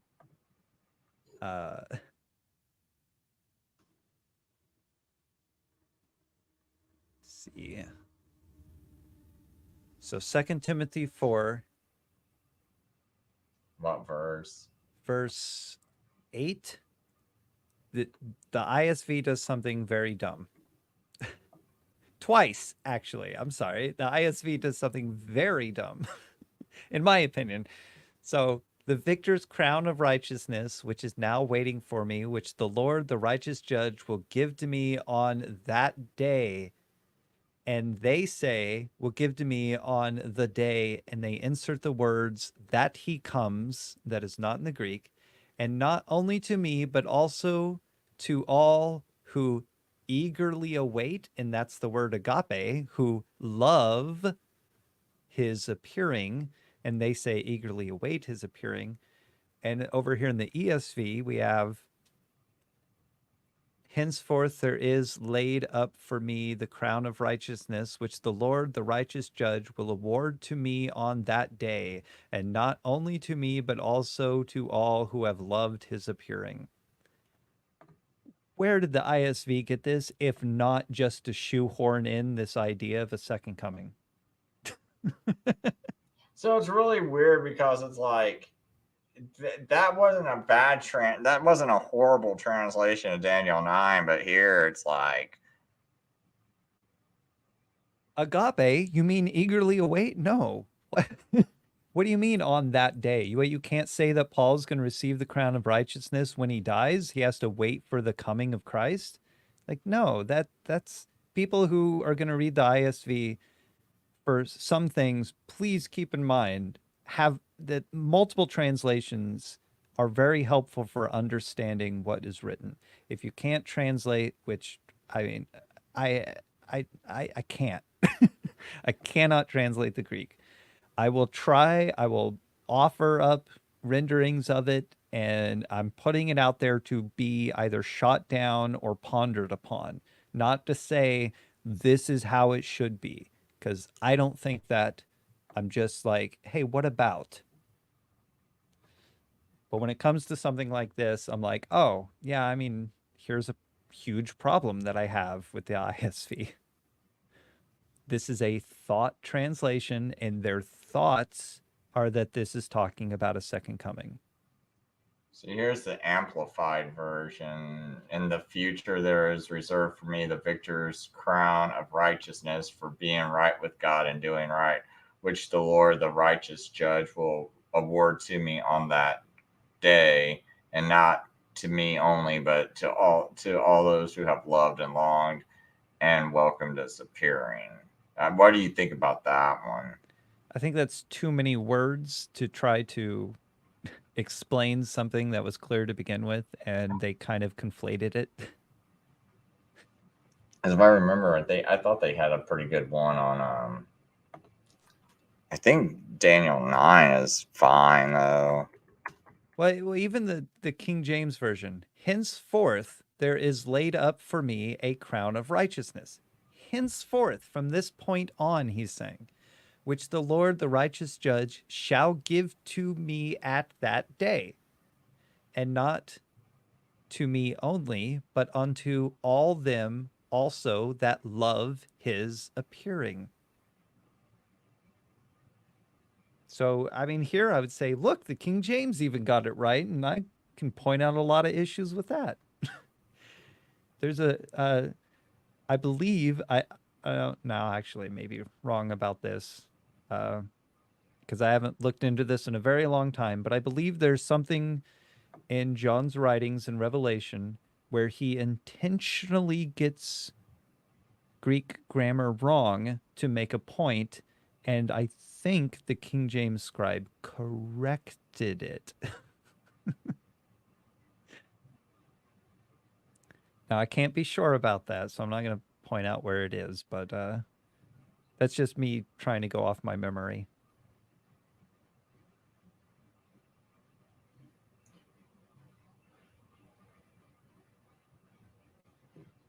See, so Amplified Bible, I mean, they kind of go, but their footnotes tell you that they're also like got a historicist interpretation because they view this Daniel 24 as talking about only Messiah.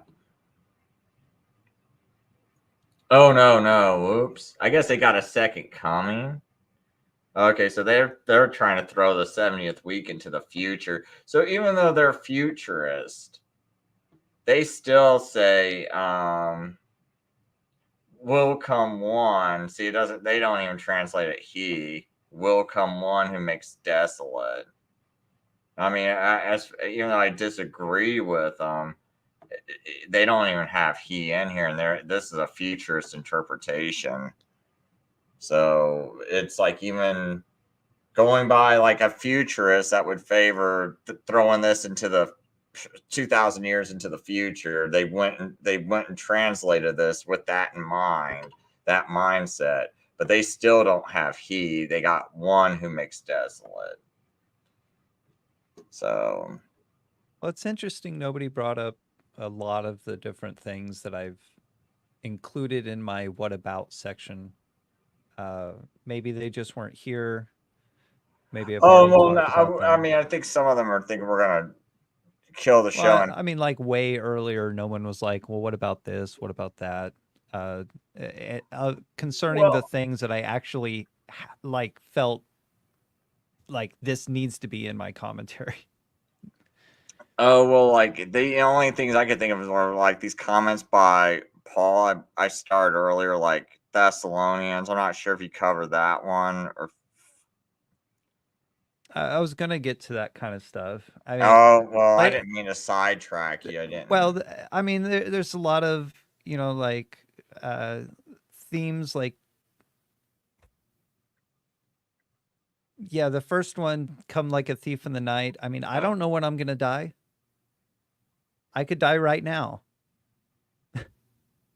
That's the way I see that. I mean, yeah, day of the Lord will come like a thief in the night. The day of the Lord is tied to judgment. I talked about that in two places in Isaiah and Joel 2. Day of the Lord, and you just think it's just a the day of the judgment Lord day. is just like kind of like a personal thing. Then. Well, right. So going back to Hebrews again, we die, we face judgment. So the day of our death, the day of the Lord, judgment day. To be honest, I'll die, I mean, like it'll come like a thief in the night. I have to be ready now because it's just going to take me when it decides to take me. I can't plan it.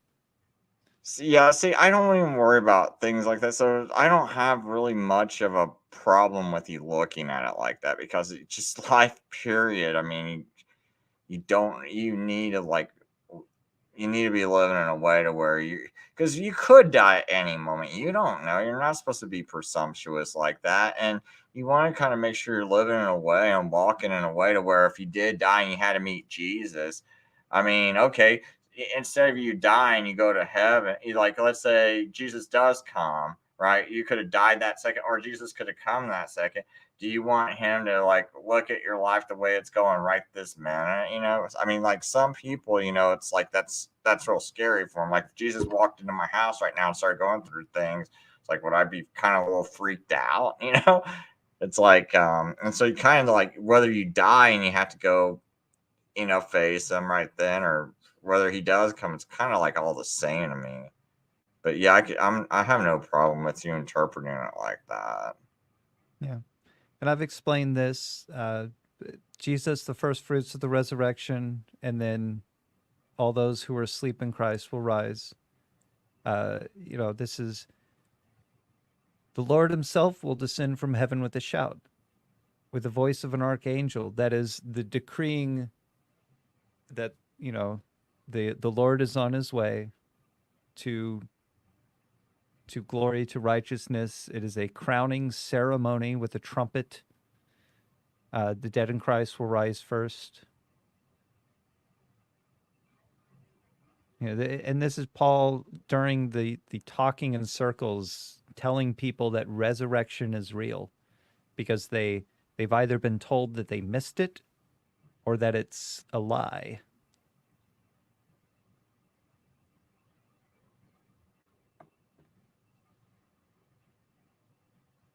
This is that. So Christ was once offered to bear the sins of many, and unto them that look for him shall he appear a second time without sin unto salvation. This is us not being ashamed when we meet Christ at our judgment. If I die now, will Christ not appear to me? Is my question in response. He says identifying the age matters, so he's going back to Matthew 24. Yeah, where I was explaining how there are many ages throughout history, and the Bible explains them in its own way. You have the age of the garden, you have the age of Adam to Moses, you have the age of Moses to, I guess, Jesus, you can call that one. But, there's these different ages. I would even divide the first one even more. I'm not going to bring that up, but the garden is one age, Yeah, I can see that.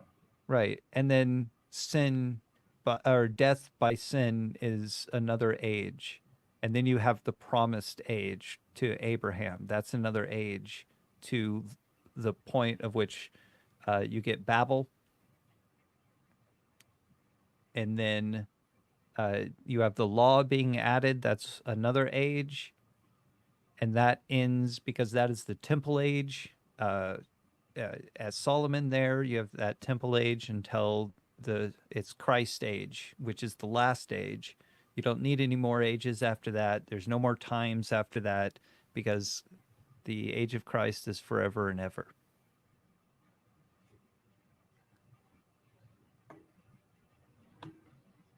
And by the way, anyone that's tuning in, I'm just letting him air his thoughts out. I got different thoughts. I'm just letting him.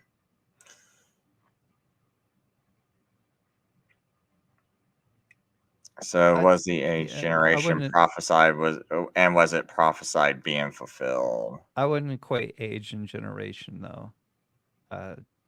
Generation, I barely see it ever being defensible that it is anything more than like how we understand it. That's why it's translated to the word generation, which is generally 40 years. I would say 40 myself. But at the same time, if you're talking about very strict, you were born this year, and so until this year you are this generation, I would disagree with that, because often generation is a mindset. I consider myself to be Generation X because I have very little in common with millennials, and yet I was born within the millennial generation years. But I have a lot in common with Generation X. And nothing in common with Generation Z. Was there a time unbelieving Israel was cut off? Yes. Well, he answered that. Okay. Well, just go on to the next part. But of that day and hour knoweth no man, no angel of heaven, but my Father only. Yeah, it's just, like the day of the Lord, destruction of the temple, a day, this, that. Nobody That's what I knows. think it's It is for referring to. God to know. Well, even as they were, what is it, the beginning of Acts, maybe? Uh, is now the time you're going to restore the kingdom to Israel? It's not for you to know. That's Jesus's response. Not for you to know. He doesn't say yes. He doesn't say no. He doesn't say when it will be. He just says, it's not for you.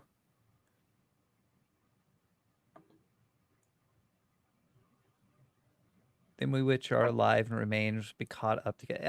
I've offered up a different rendering for that before. All right. Yeah, that was it for all of his comments. So we kind of went through all that. So that's it, man. So we're at the 4-hour mark. I think I'm done. I was trying to stop this about an hour and a half ago, but it's cool. Sorry. Nah, it's fine, man. I mean, we get all those answers out here, and I kind of learned some new things about translation. So, I probably have to retitle this video about. I guess the best title would be the Parousia and Second Coming, and so people have a better idea of what we're explaining, because I didn't even know myself, to be honest. Well, I mean, there was a lot talked about, but the focus was circling around Matthew 24. Yeah, I just want to make sure we got all that out of the way. And I mean, it's interesting because it's something to think about. So I think I agree with most of what you say about Matthew 24. Thessalonians, I still got to think about that a little bit, and Revelation. But like I said, for Revelation, I can't even come up with anything else. So, is there any last words you want to say before I end the broadcast? My commentary, which has a very long and hopefully witty title. I'm still waiting for it to be peer reviewed, but when that is done, it will be available. As far as I'm aware, right now, unless a publication picks it up, it would be freely available if I can think of a place to put it. Well, you should have like I don't know, do like a buy me a coffee or something, some kind of like donation thing, man. At least instead of just like giving it out, like have a place where people can send you a donation for your work or something.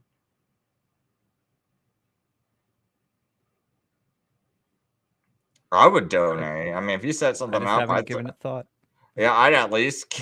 I mean, you can just make it as cheap as like any price. You could have $1, $5, and then it's like if it helps you in some way, if you need it. So, because I think this is some pretty good work you did. You spent a lot of time on it. So, well, it's not a profession.